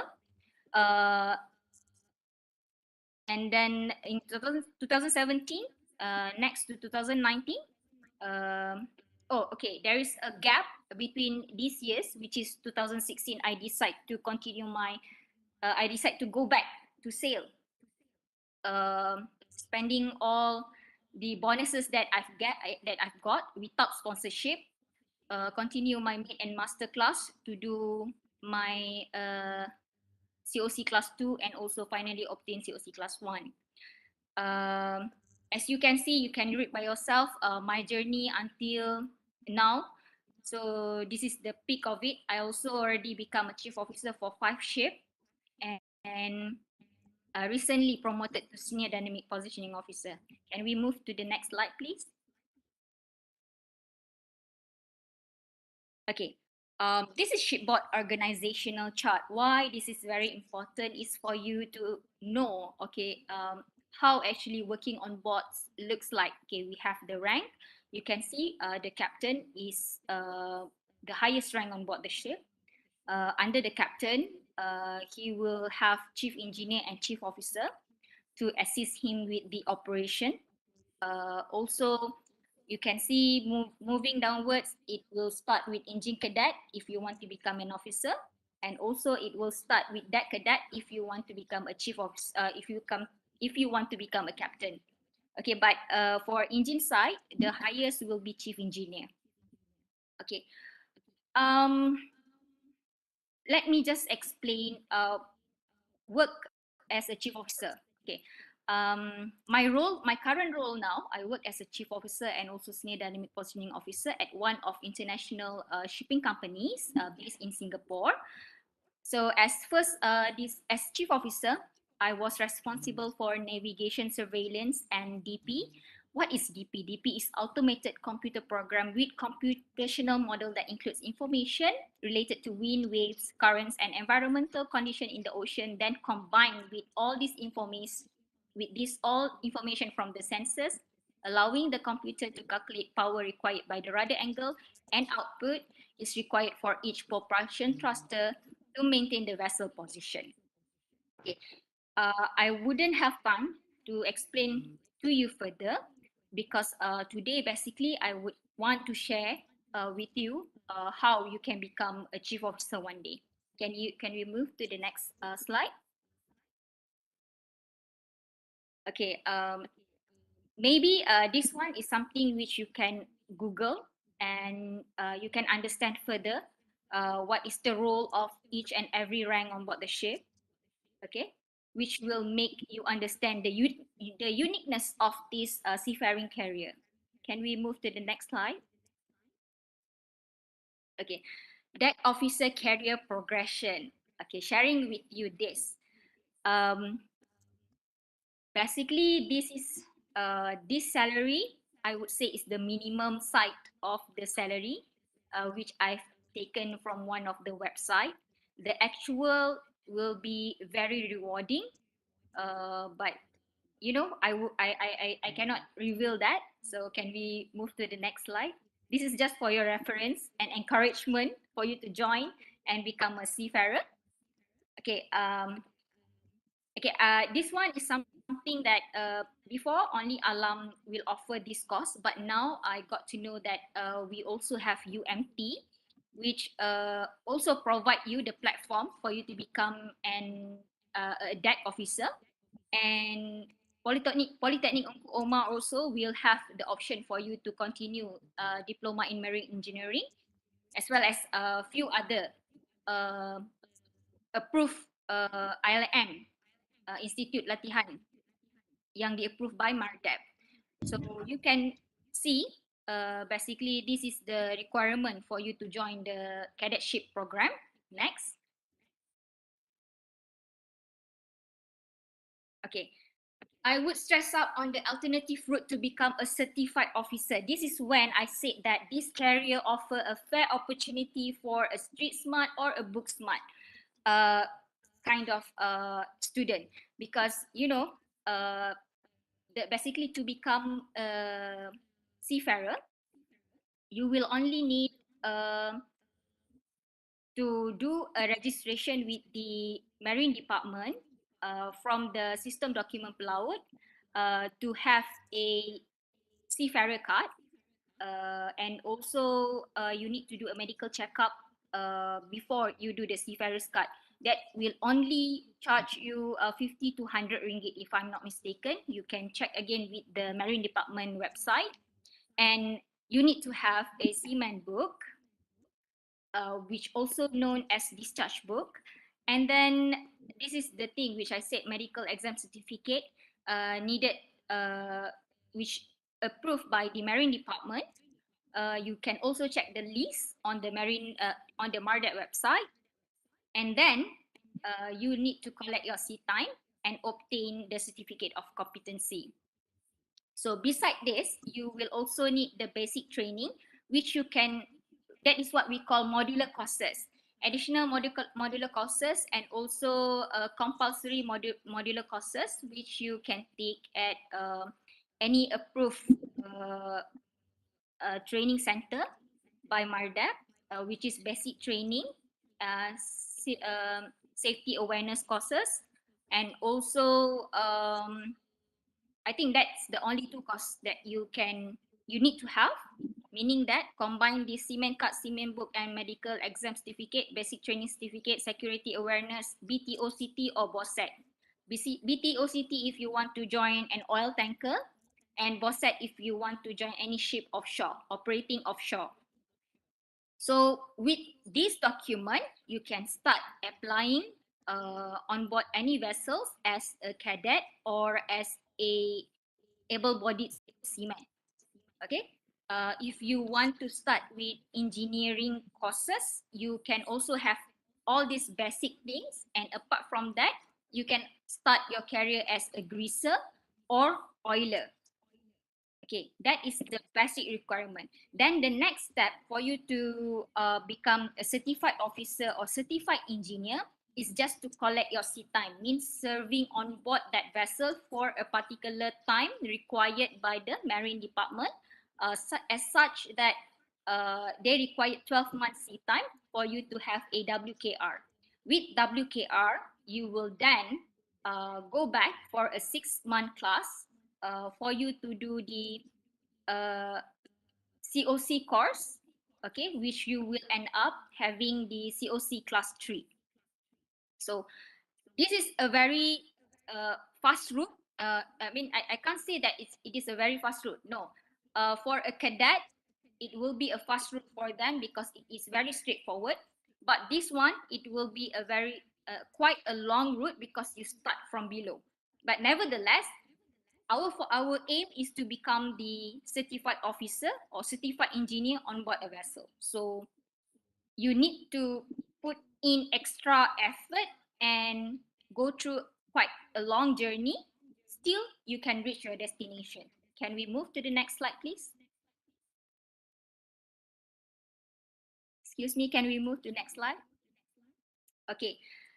For those who are interested to become a dynamic positioning officer, okay, this will only available for those who work in offshore field, basically a vessel which equipped with DP2 or DP1 or any dynamic positioning system or equipments.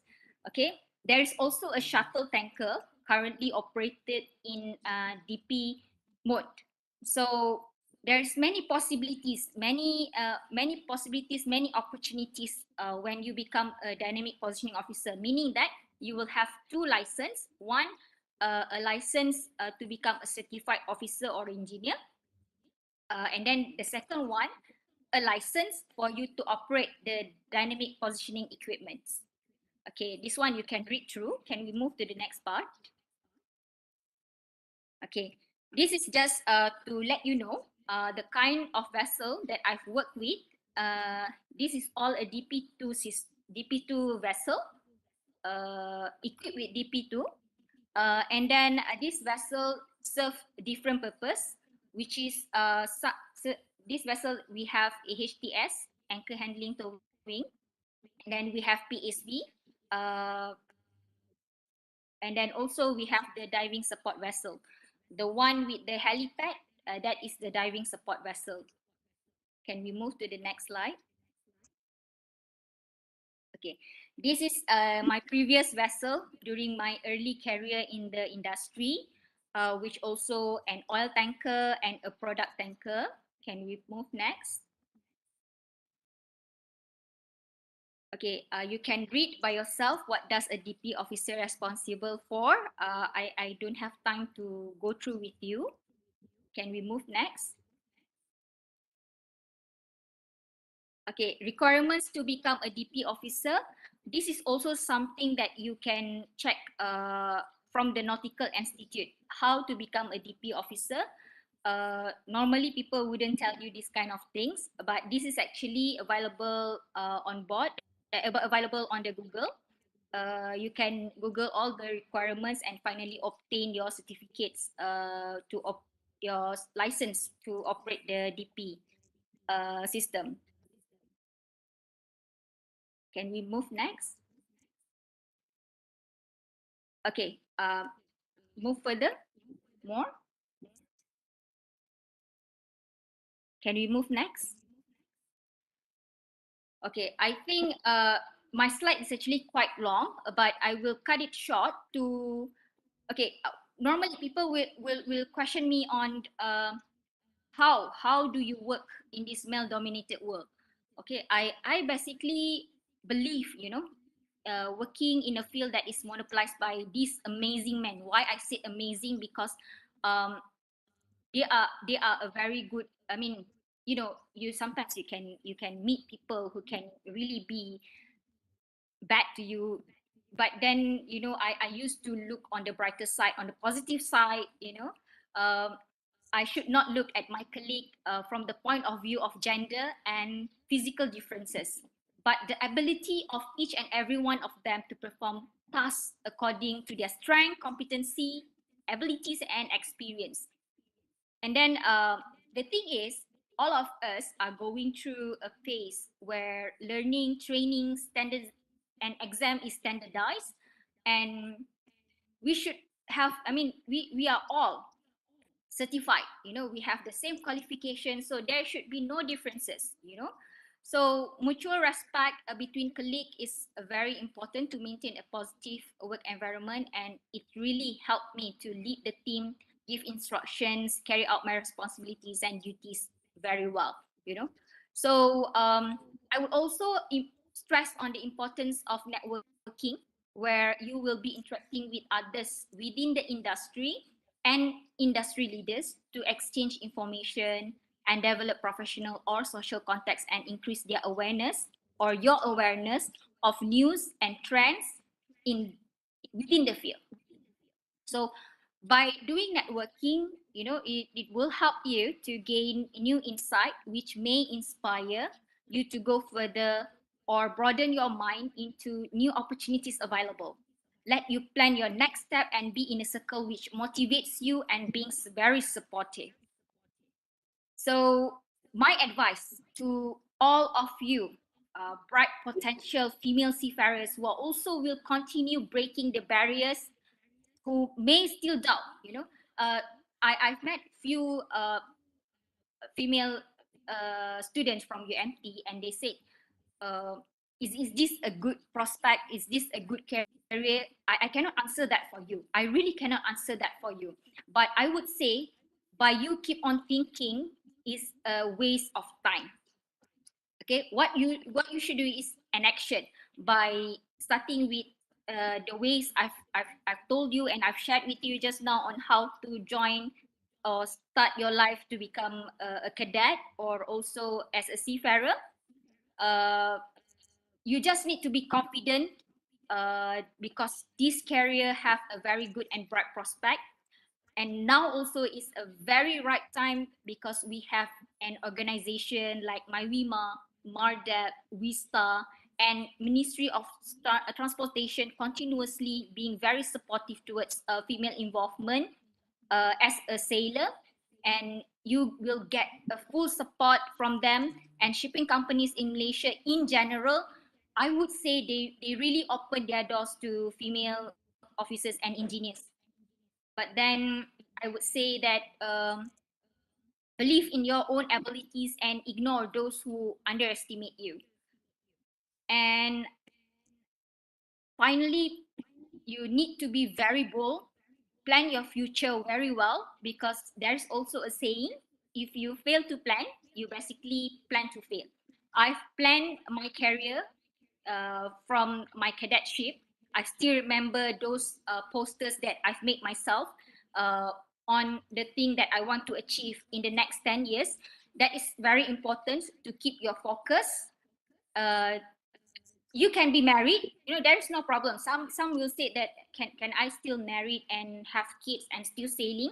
I know two amazing and very strong female seafarers who already have two kids and still keep on continuously sailing on board the ship.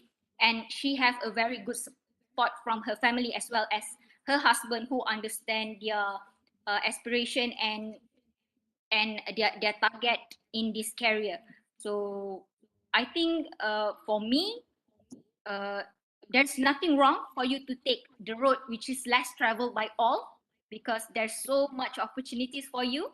And I would end this by saying, good luck to all of you.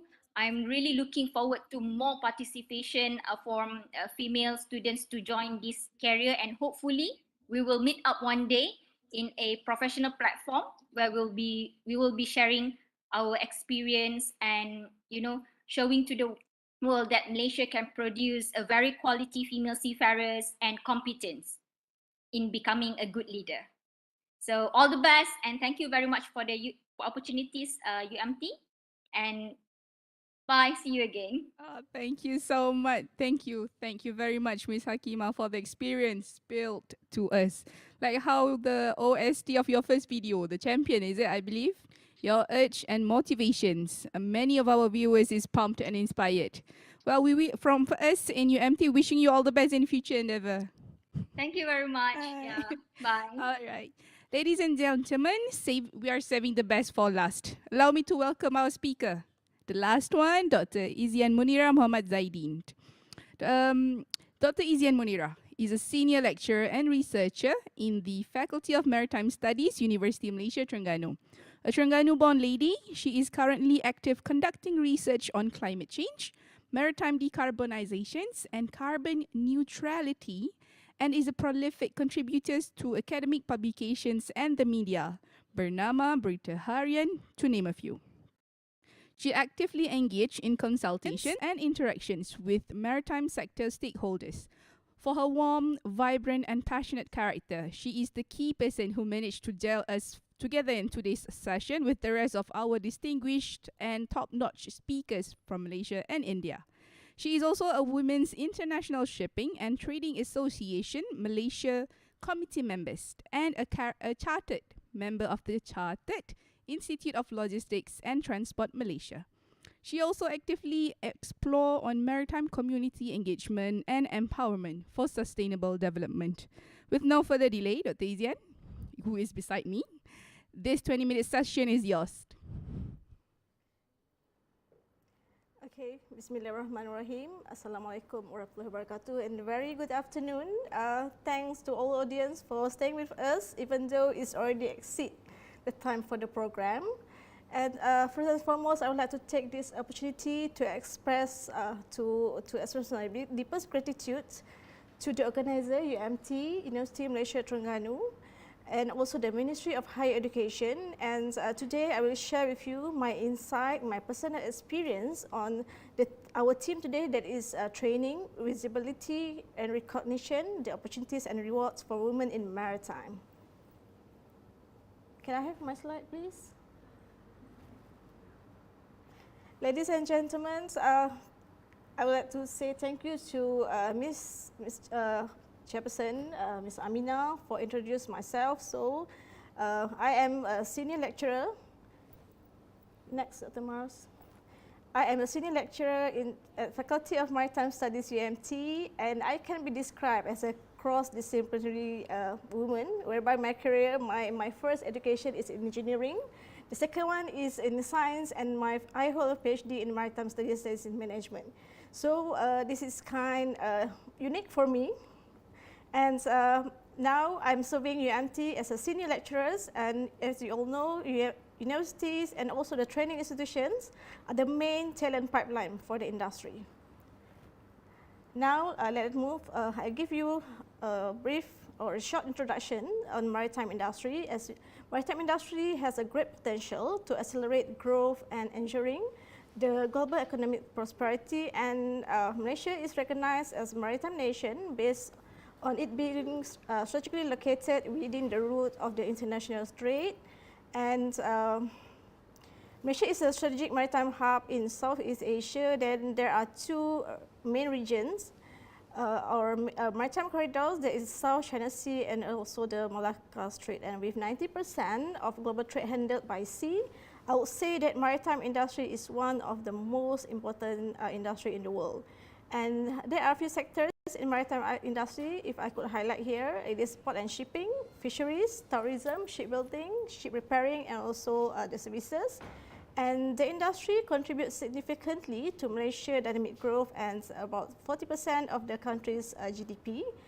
And maritime industry also is often referred to the lifeblood of the global economy and economic growth.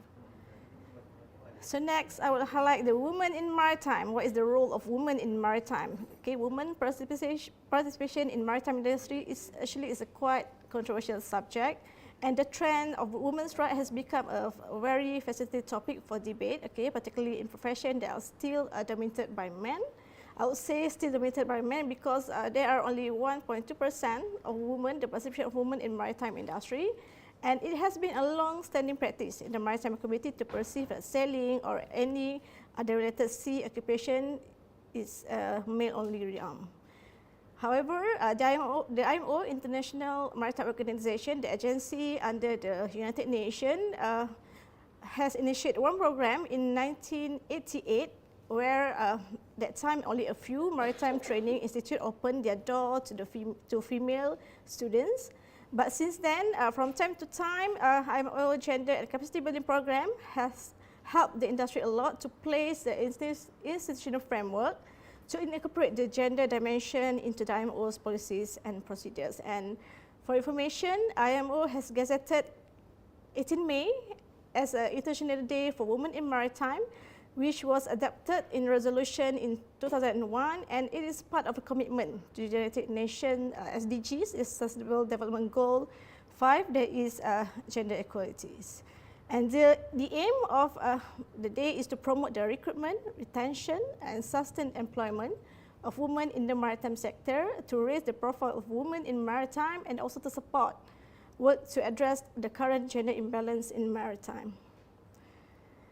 Okay, back to the topic. There are three elements. Three elements is training, recognition, and visibility. That is important, all those elements for women in maritime to excel. So I go one by one. Maybe I go very fast because the time is running so fast. So training for sustainable maritime industry of a woman. Okay, as you all know, the maritime industry is characterized as high degree uncertainty as a result of its operation and also dynamic environment, where risk can be may influence the workers' performance and also proficiency.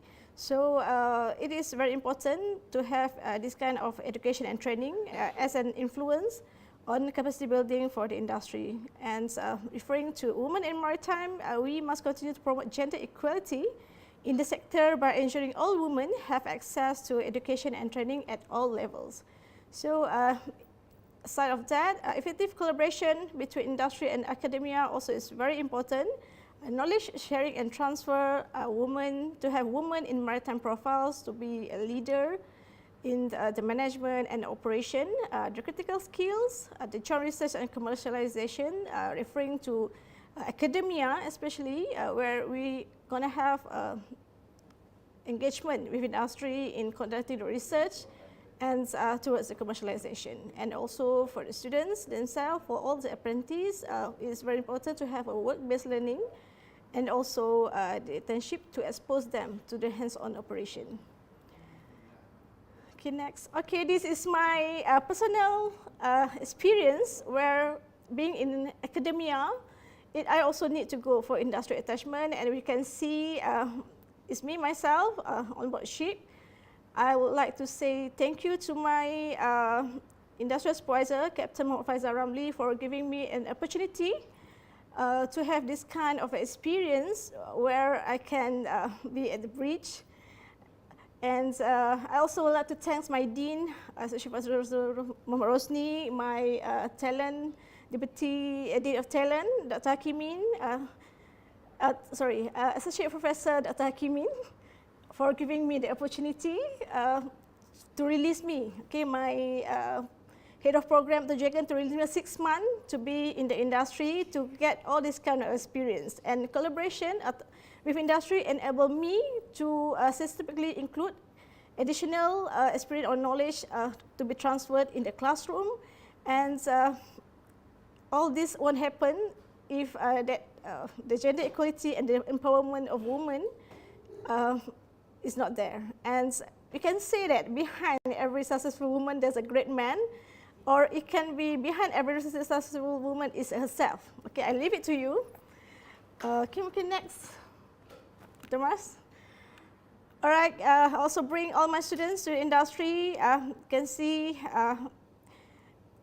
the visit to KSB, Command Supply Base. We have Captain Kamarul there, and visit the floating dock. And this is kind of my effort to bring all my students to the industry for them to get an exposure. And next, Thomas. Okay, here is the engagement with industry, and we have from Jabatan Laut, we have MIMA, we also have from Akpi Berhad, and clearly women in maritime need to go this comprehensive education and training, also exposure to remain up to date with the current changes in the industry. All right, next, Dr. Mars. Okay, thanks. This is my visit to Ship Campus owned by PKT Logistic Chairman. There is Datuk Sri Michael Teo, and with two of my colleagues, Dr. Hakimin and Dr. Hafaz, I mean Associate Professor Dr. Hakimin and also Dr. Hafaz. We've been there. It's a very great opportunity for me to see live, okay, to feel the experience, because I never been in the warehouse before. This is kind of a great experience, and I would say that you can always predict what an opportunity for success may come your way, but for me, I have to be very focused and to bear in mind that every opportunity does not come always. So I grab every opportunity that comes to me, and here I am, okay, be in the industry here and there, and this is kind of a very good experience for me. Now I'm moving to visibility, how to increase visibility of women in maritime. Visibility is very important because it highlights the important and unique benefits women bring to the workplace to increase employee engagement and increase the talent of pool for new hires. And to achieve a more diverse workforce or more diverse community in one workplace, it's essential that women are visible, okay, both within the maritime community and also other sectors. And more widely, it is in the representation of the maritime sector, especially to be in media, to be on media, to be on spotlight is okay, but it is very important also to break the gender stereotype in the maritime industry, and we need to encourage all the young women to consider maritime as a viable career choice. And the industry, even though traditionally say that it's a male-dominated world, but me myself want to break that, okay? And so I have to promote myself, and so for me to inspire, like Hakimah said just now, Reshma and Sanjam, we want to promote ourselves because we want to inspire the young generation and the young girl out there. And it's also important to show the women leaders in the industry to normalize the women participation and can attract more women to work or to join the industry. Next. How I will be visible, how myself visible is through the media publication. I wrote a lot, okay, thanks to my co-supervisor, Associate Professor Dr. Hazmi Muhammad Rosli, for bringing me in to this kind of platform where I write on media, and it exposes, it creates a lot of opportunity for me. In terms of collaboration, in terms of opportunity, in terms of engagement with industries, in terms of opportunity to be a speakers in the conference and so on. Okay, this is me, okay, being a speaker in the conference in Malaysia Maritime Week. In yesterday's event, there is International Harbour Master Association Congress with Reshma, and also Ms. Sanjam, and also being a speaker for International Day for Women in Maritime in Intercontinental Hotel on May 18. Okay, also be on the radio and also be interviewed on board RV Discovery to express my feelings or my thought, my insight to empower the women in maritime. I also joined the ASEAN Port and Shipping. You can see there, Reshma is also there. We have my dean, Dr. Rosni, we have Dr. Jagan, we have Dr. Hakimin. This is all the men that support me, and surprisingly, in every event that I join or I participate, there's only very little percentage of women, okay? But it's okay, don't be so little, or don't undermine yourself for that. You have to go, you have to stand still, go outside your comfort zone just to have this kind of opportunities and this kind of, to bring something to your all the women, all the young girls behind you. Okay, next. All right, this is me with Minister of Transport, Dr. Senior Dr. Wika Siong during the event at KLCCs, and we can see the team from Matrac and staff from Faculty of Maritime Studies. We also can see our academic chancellor, vice chancellor there.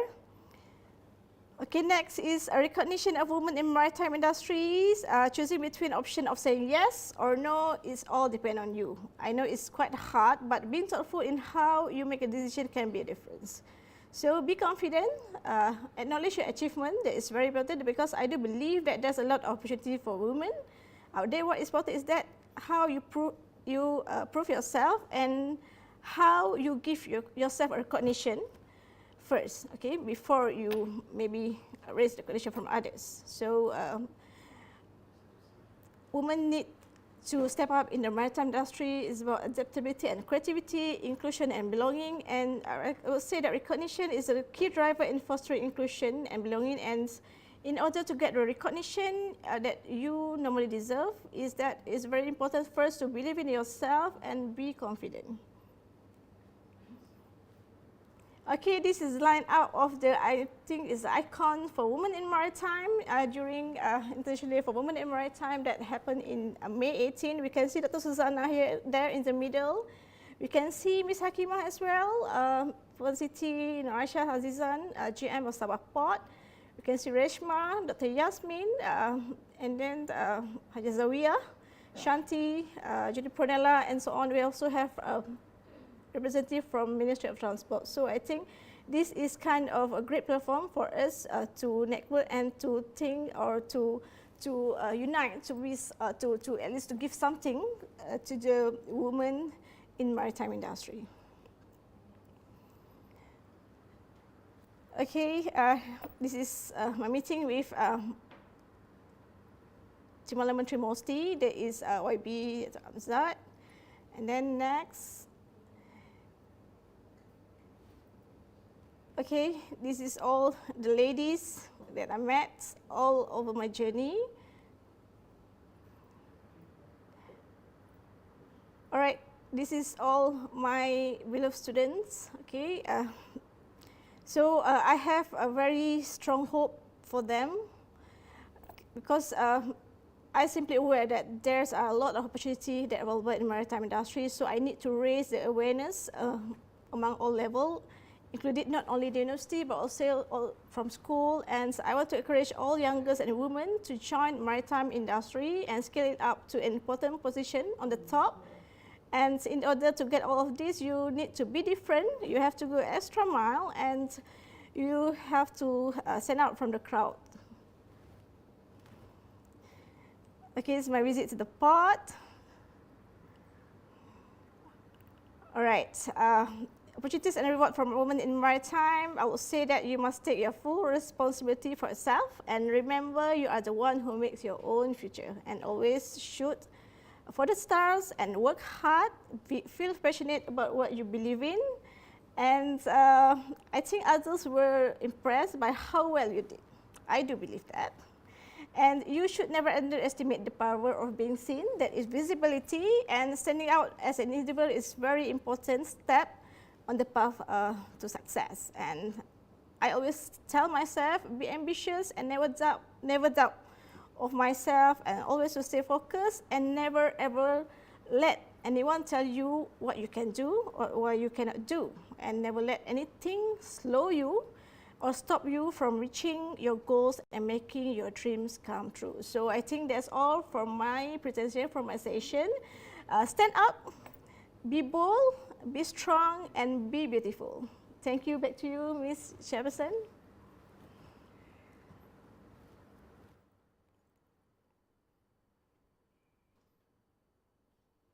Thank you so much, Dr. Izyan.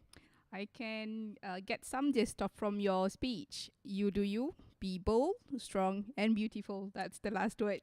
Thank you so much, Dr. Izyan, and I hope members on the line are still with us today, with us now. So, ladies and gentlemen, we have come to the end of the ceremony. We shall now proceed with the photo sessions to commemorate this event. And for this purpose, I welcome all guests on the line to join, and all guests are requested to turn on the camera for this photo. I can see Miss Hakimah still there, Miss Reshma, and Miss Sanjam as well. Thank you so much for still on the line.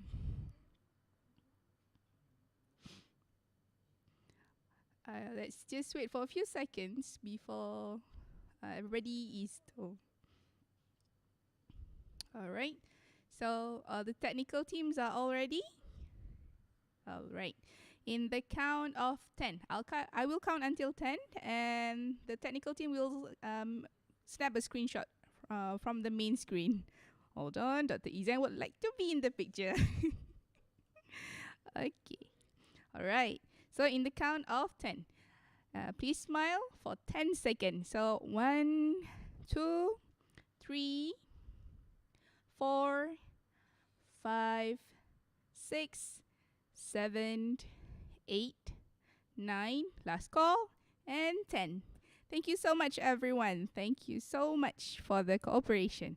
So, ladies and gentlemen, I would like to, on behalf of the committee, we wish to extend our sincerest appreciation and as well as our best wishes for the good health and well-being of everyone who joined us this seminar. Again, thank you to all speakers who make their time and commitment and cooperation throughout this ceremony.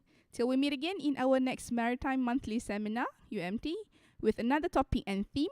Stay safe. Thank you and Assalamualaikum warahmatullahi wabarakatuh. Please have your lunch at everybody's place and bye-bye.